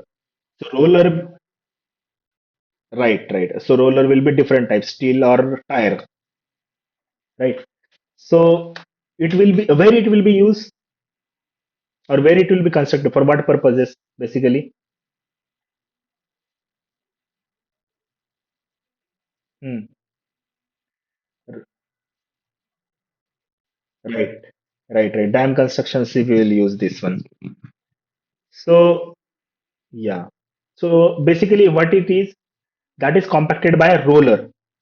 Concrete should be such that it is a dry to the extent of being able to resist sinking of the roller. Means while we are rolling the roller over the concrete, the roller should not be sink down. So concrete should be that much what we call dry. It should not be too much weight, or if it is too much weight, the roller will be sink down. Then another aspect is weight to the extent that the mortar can be distributed within the concrete during vibration.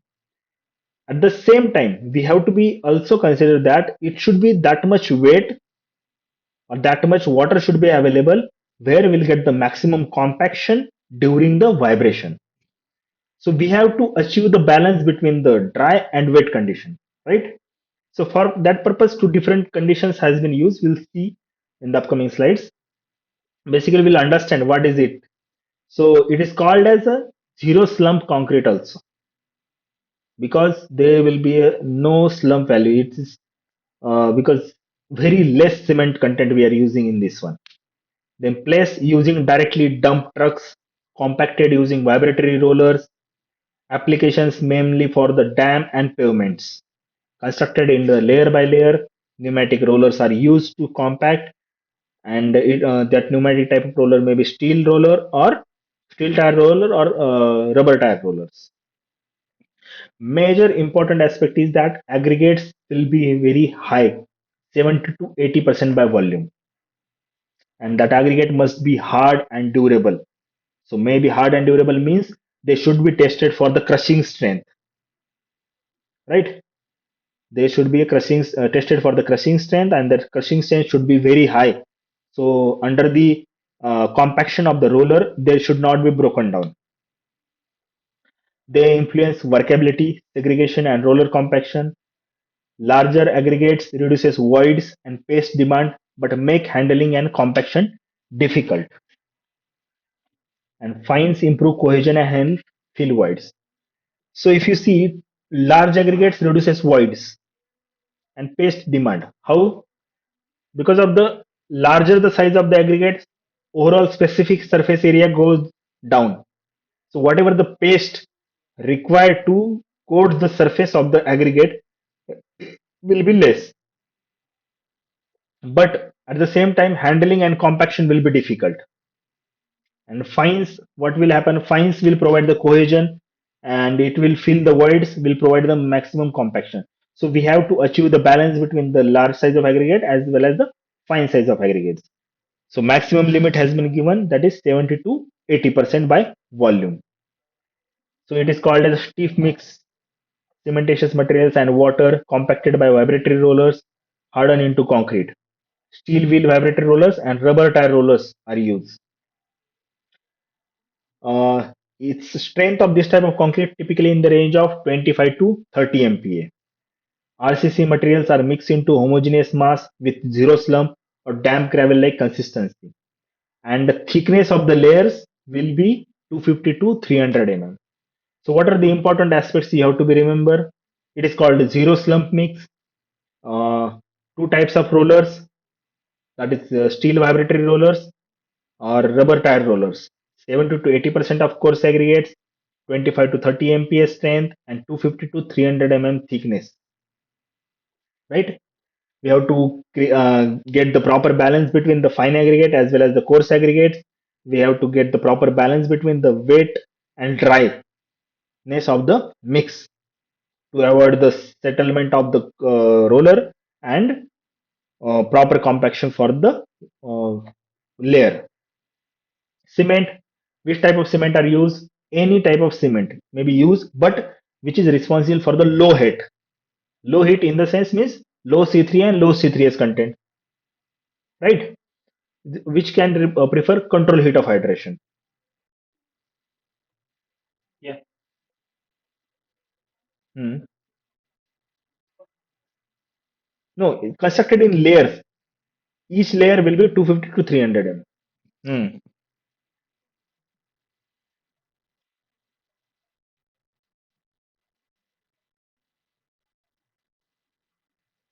No, no, it will be after the compaction because because while directly,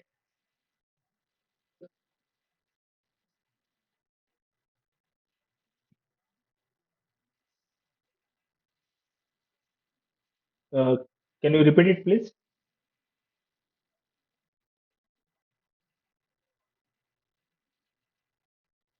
Hmm.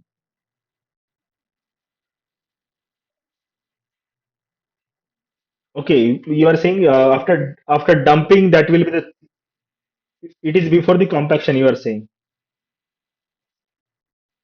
Okay, okay, yeah, I have to check. Even I am not clear about that one, but okay. So I will check it that one. Okay, but according to my understanding, it will be after the compaction. But still, I will get and will let you know. Okay, you can also check. I will also check that one. Yeah. So, can anyone tell me why we are using a low cement heat, low heat of cement to prefer the control hydration? Because do you think any role is there hydration role of hydration is there in this type of concrete?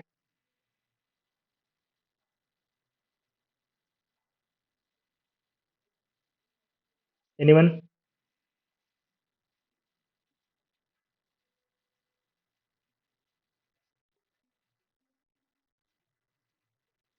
Yeah, it is. Yeah, it is there. Uh, hmm.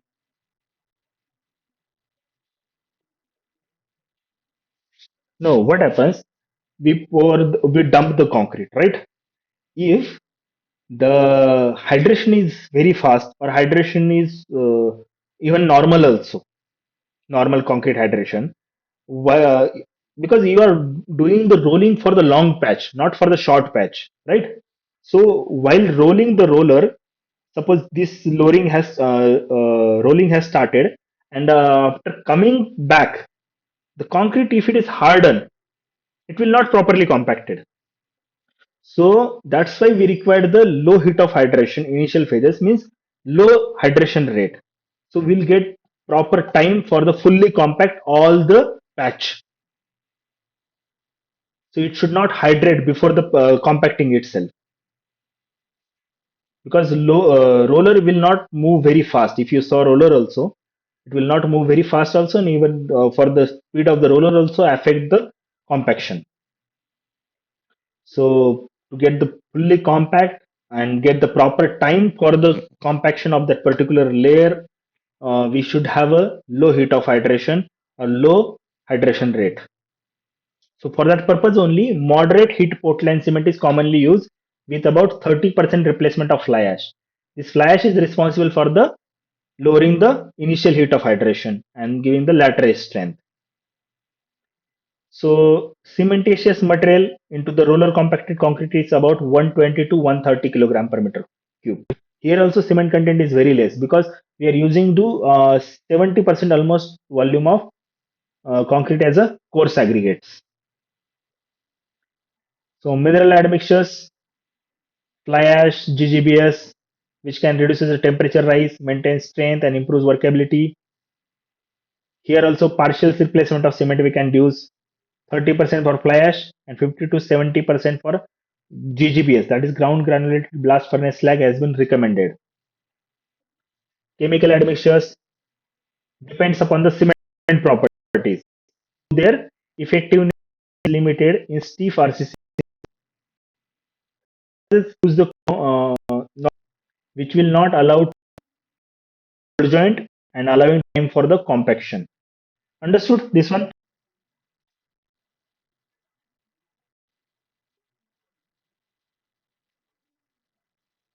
By adding retarders, different layers,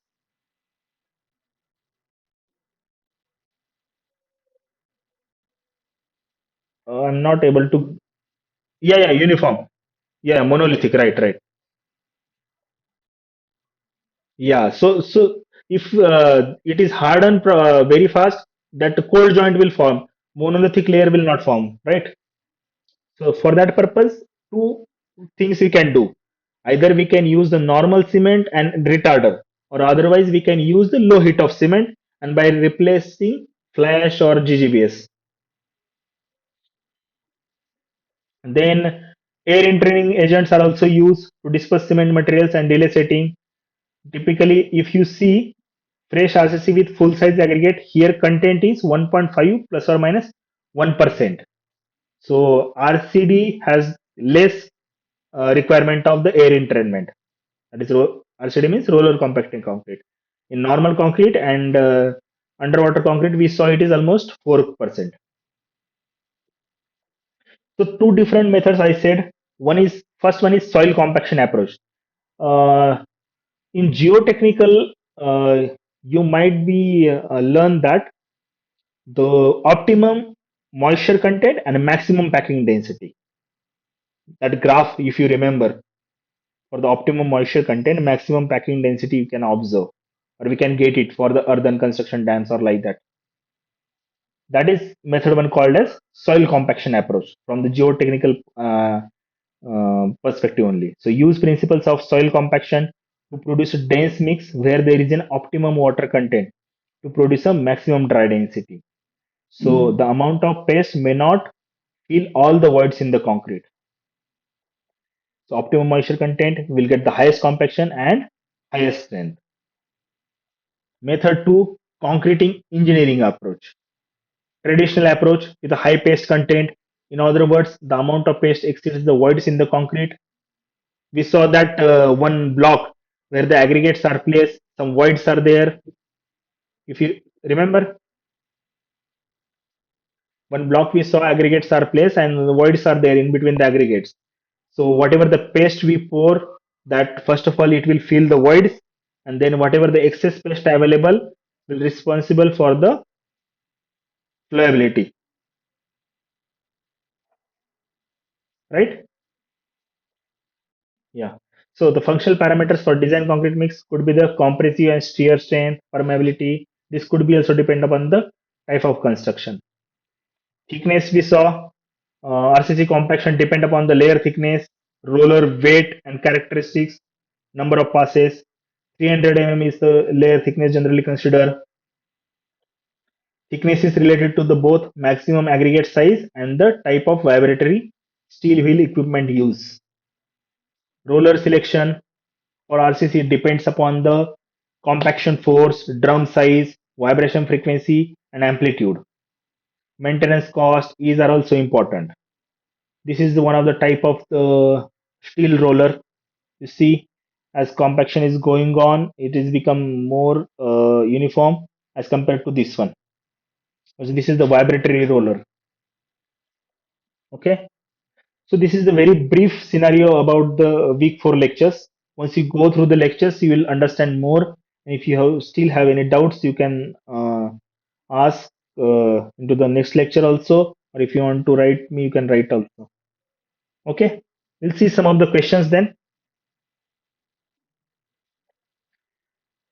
So in the context of roller compacted concrete, consider the following statements. Statement 1, roller compacted concrete is more cohesive compared to normal concrete due to the lower water to cement ratio.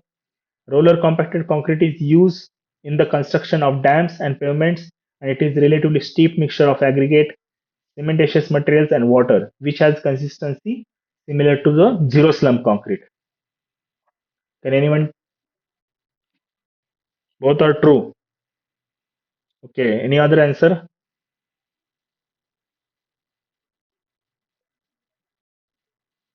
Okay. So first one is false, right? Because roller compacted concrete is not more cohesive. As we are using a less cement content, we are not using any viscosity modifying agent. There is no possibility to have a very cohesive material, right? So second one is correct because we are using into the dams and pavements as relatively steep mixture of aggregate, and we also called as a zero slump aggregate, zero slump concrete. So understood why first one is wrong and second one is correct. Yeah.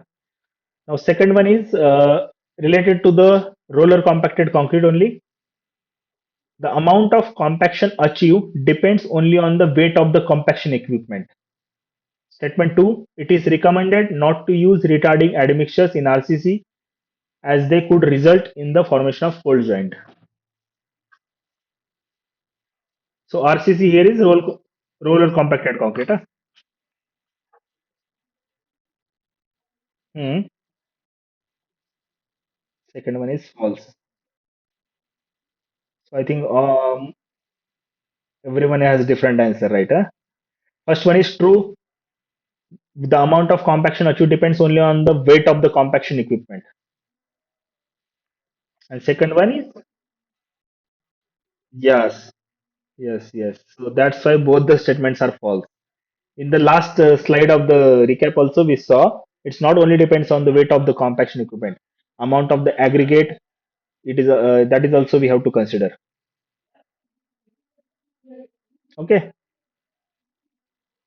Next one, in mass concrete, the heat generated by the hydrating cement is rapidly dissipated, and only slight temperature differences develop between the core and the surface. Statement 2, the characteristic feature of mass concrete that differentiates it from ordinary structural concrete is its volume. So both the statements are very simple. So what will be the answer?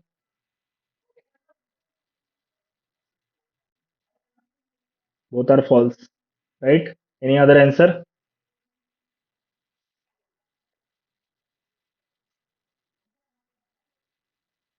Both are false because core and surface temperature difference is high. That's the main thing in we observe in the mass concreting. And here it's not about the volume; it's about the thermal stresses. Both the concrete differs from thermal stresses, not about the volume. Even in the higher volume also and thermal stresses within the limit, we can't say that is a mass concreting or it is not a property of that one. Next is in the context of mass concreting, which of the following options should be avoided? Can anyone?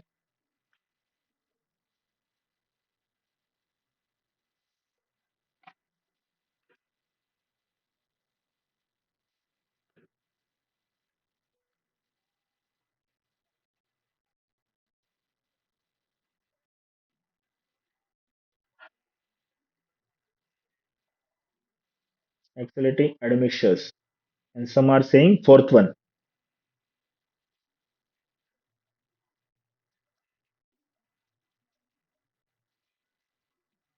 First one is correct. Because what is saying in the mass concreting, which of the following options should be avoided? If we use the accelerating admixtures, already we are increasing then more height, more heat. Already heat is the problem in the mass concreting, and we are using accelerating admixtures. The early heat or earliest strength will absorb, but because of the earliest strength, higher heat will be evolved. So that we don't want. So that's why we have to avoid the use of accelerating admixtures.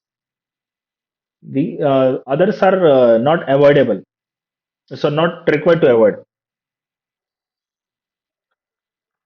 Next one, in the context of underwater concreting, first statement, underwater concreting should preferably done using bottom discharge buckets where more precision is required in pouring the concrete.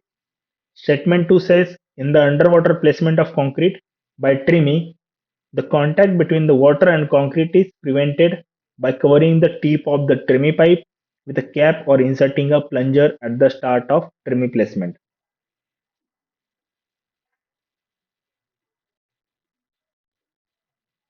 Okay. Any other answer? Okay. So all are having answer 3, right? Any other answer? So understood this underwater concreting and that all thing, right? Yeah. So in the context of underwater concrete placement, which of the following method is not suitable? Easy one,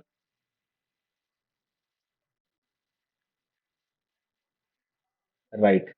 Because we can't. Yeah, right, right, right. Yeah. Next one, in the context of using roller compacted concrete, consider the following statements. First, if the rollers are run too early, it will lead to the settlement of the roller in the concrete and leave roller marks.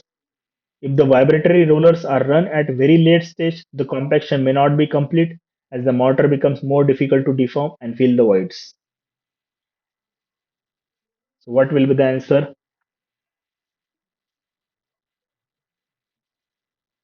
Both are false and both are true. These two answers, right? Both are false. All are agree. Any other answer is there?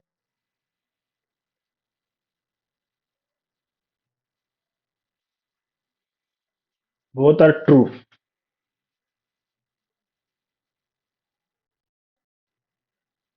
See, if we run too early, it will lead to the settlement of the roller in the concrete. It is not. It is like a subjective case now. And vibratory rollers are run to very late stage, the compaction may not be complete. That is also true. So that's why both the statements are true. Next, in the context of mass concrete, statement 1, a higher coarse aggregate content 70 to 80% can be used to reduce the temperature rise. Statement 2, the temperature of the core of large concrete block will be higher than parts closer to the surface. What will be the answer? Op-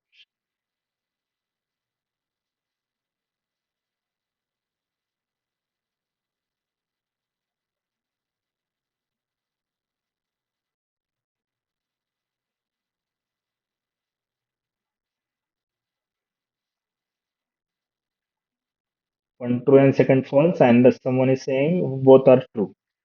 So if you see both the statements, both are true. Yeah, because higher aggregate content we are using to reduce the cement content and to reduce the temperature rise. And temperature of the core, we saw these two images. One is the core cube one, and one is other one is the slab one. So the cube one will have large temperature differences. So both the statements are true.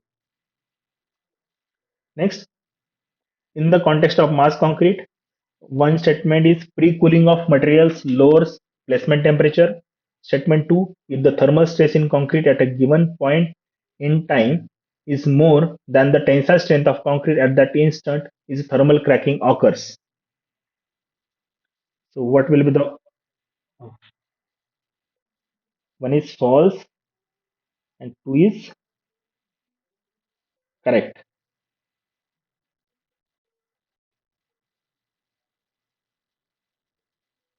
Okay, any other answer?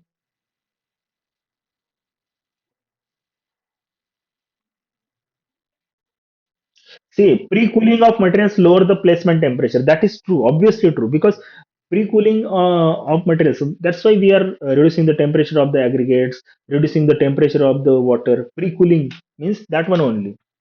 We are reducing we are using the chilling water. That is pre-cooling, and that will reduce the placement temperature. So statement one is correct. And we saw second statement, thermal stress. Thermal stress observes if it is greater in concrete than the strength of the concrete, tensile strength. If it is a tensile strength means that is resistance strength.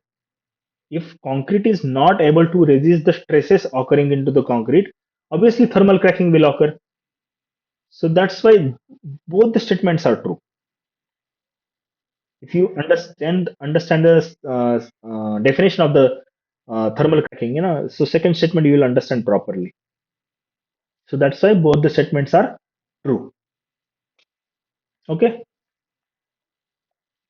Next, underwater concreting. Statement one: underwater concrete should be cohesive to minimize material segregation.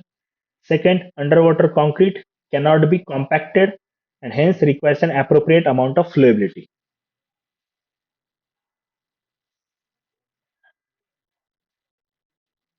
Right. Easy one. Yeah, easy one. Okay, this is repeated one it seems. Yeah, we already saw this one. No? Ah. So next, in the context of underwater concreting, statement one says anti-washout concrete can be placed in a similar manner that normal concrete is placed in the air. Statement two, anti-washout concrete has more material cost and that makes the overall cost of using concrete higher compared to the ordinary underwater concrete. We saw both the statements in one slide itself.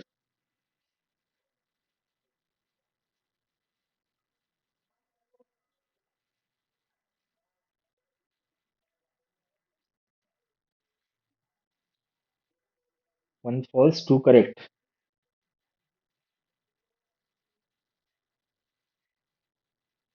Any other answer? Both are false. One is true. We saw na first statement itself in the anti-washout concrete. It's not differ from the placement is not differ from the normal concrete in the air. Second statement what says anti-washout concrete has more material cost and that makes the overall cost of using concrete higher. Although anti-washout concrete has a more material cost, but the execution cost is less compared to the ordinary concrete. So overall cost is less. That's why statement two is false and one is correct.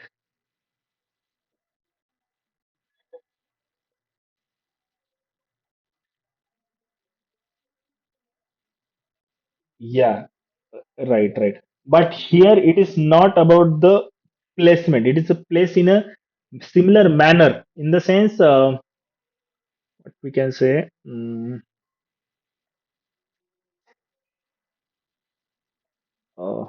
We'll go to that slide bit.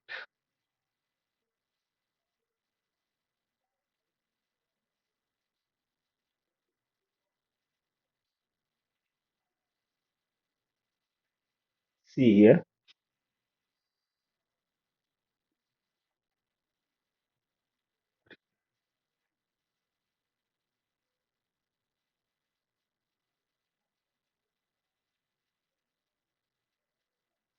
Hmm. Concrete can be placed underwater in a similar manner that normal concrete is placed in air. Means it's not about the placement method like trimming or like that one. It is placed in the sense in the what we called this compact cube testing in that aspect. In the normal air, we'll do similar manner. We'll do cube testing in the concrete water concreting also. In that aspect, it's saying place. Hmm? Yeah, that is subjective one. Yeah, yeah, yeah. Yeah, even here also, yes. But that is subjective. If we means if we see in this aspect, we can say it is correct, or if we see in other placement aspects, it will be wrong. Yes, sir. Yes, yes, yes, sir. Yes, sir. Yes, sir.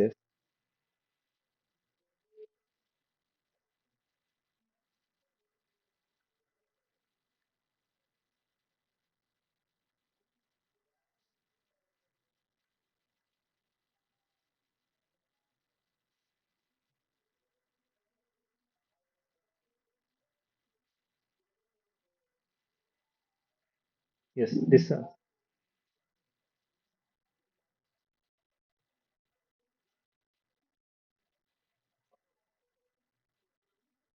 Mm, mm, mm. Oh,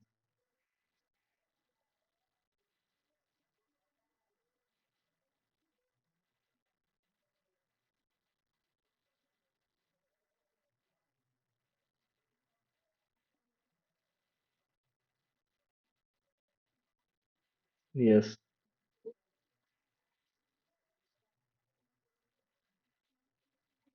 Okay.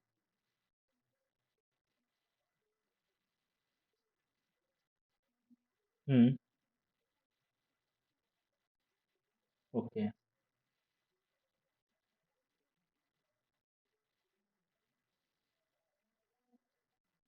Mm-hmm.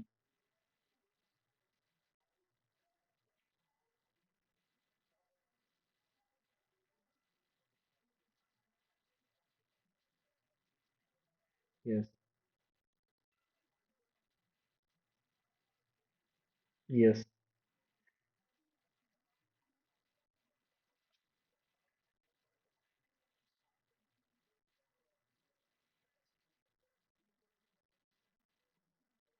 Mm, yeah. Yes.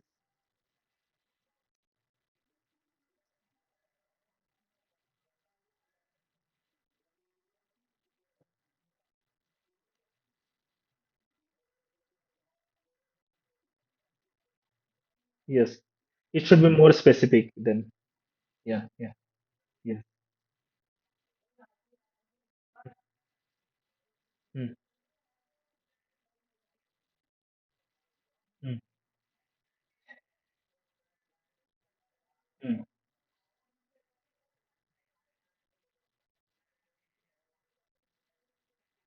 Yes. Yes, sir.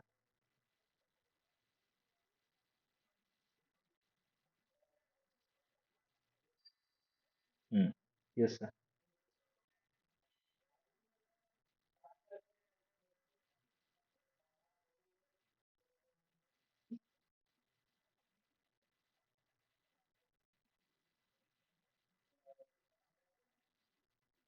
Mm,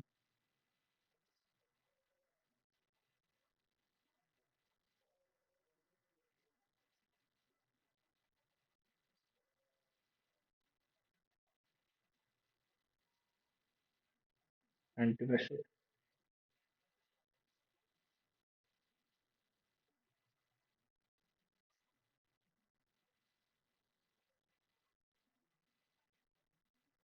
Mm. Okay. Yes, sir.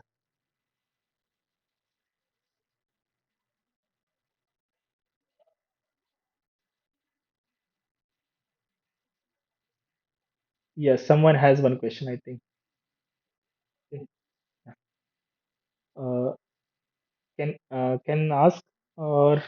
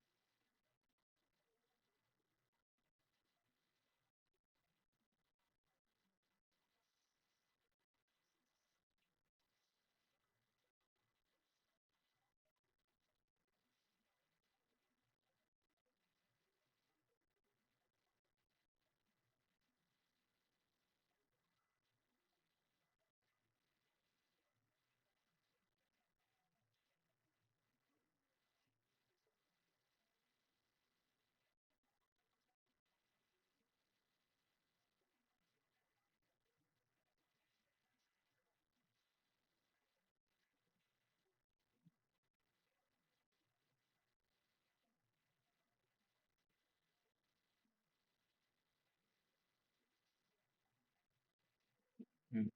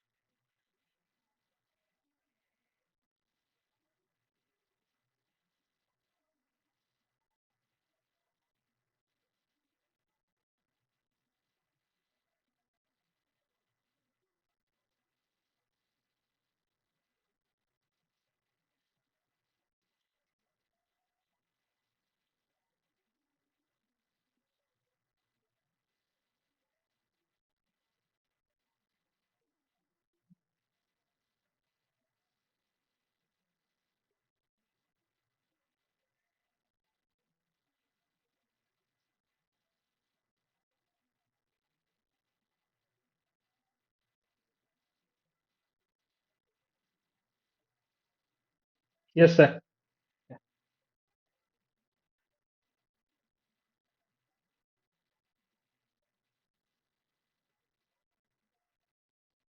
Yeah.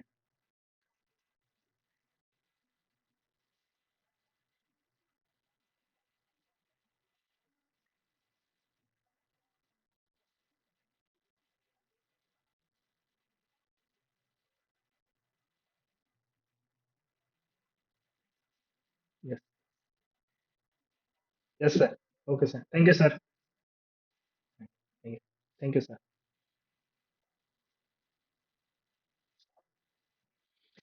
Yeah. So we'll see next question. So, in the context of underwater concreting, consider the following statements. Statement one: internal vibration can be used to achieve desired degree of compaction of concrete. And statement 2, concrete should be placed while the flow velocity is low or zero. So what will be the answer?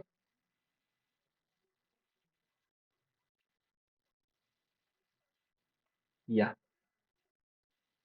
first true, second false. No, first one will be uh, no. First one will be false because it's not only dependent upon the degree of compaction of concrete. Sorry, internal vibration is not only responsible for that one. And second one is that flow velocity is low or zero. It's low or zero means already say that it's less than is equal to 5 centimeter. Means it may be lower than the 5 also. So that's why statement 2 is correct. Next one, in the context of underwater concrete, statement 1, the dosage of viscosity modifying admixtures normally used in concrete should be kept at a level below 1% by weight of cement. Statement 2, highly cohesive mixes minimize material segregation. So, what will be the answer?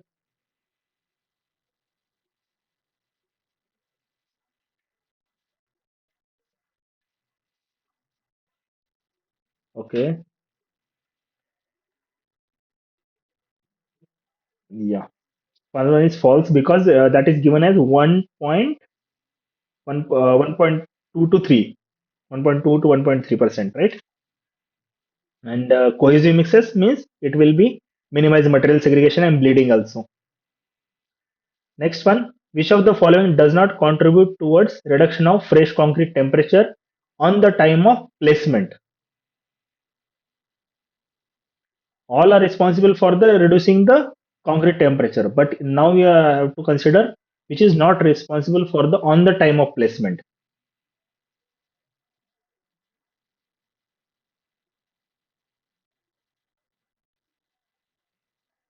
On the time of placement. Read the options, then you will understand.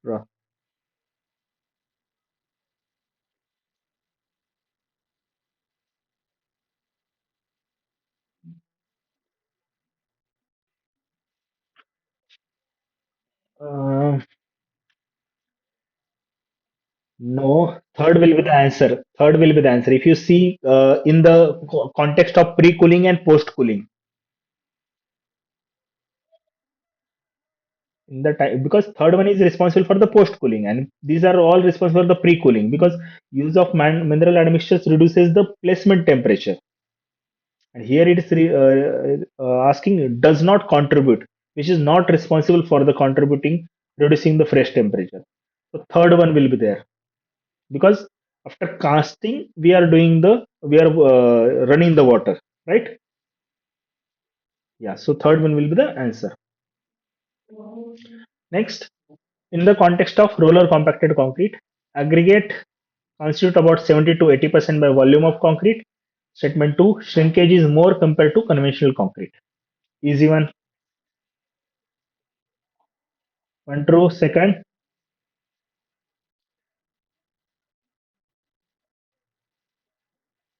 Okay, I think here answer is wrong. Second should be false. Yeah, because shrinkage will be less into the second one. Yeah, yeah, yeah. Okay, so these are some of the questions. I hope you enjoy the session. Yeah. So, if you have still any doubts, we'll discuss in the next lecture. Okay. Yeah.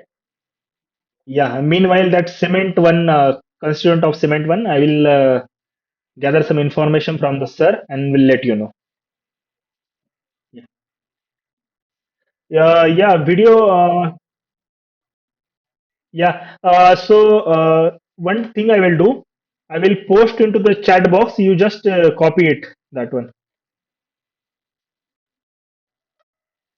This chat box is there, na? I will post it there.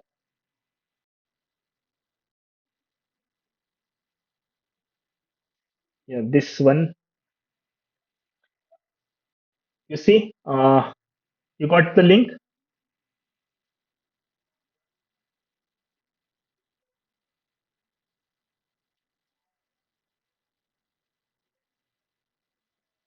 Hello.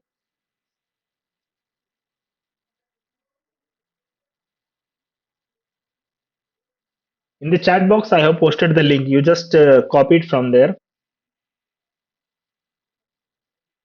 Yeah. Yeah. Okay. Thank you. Good night. Yeah. Yeah. Bye bye. Good night.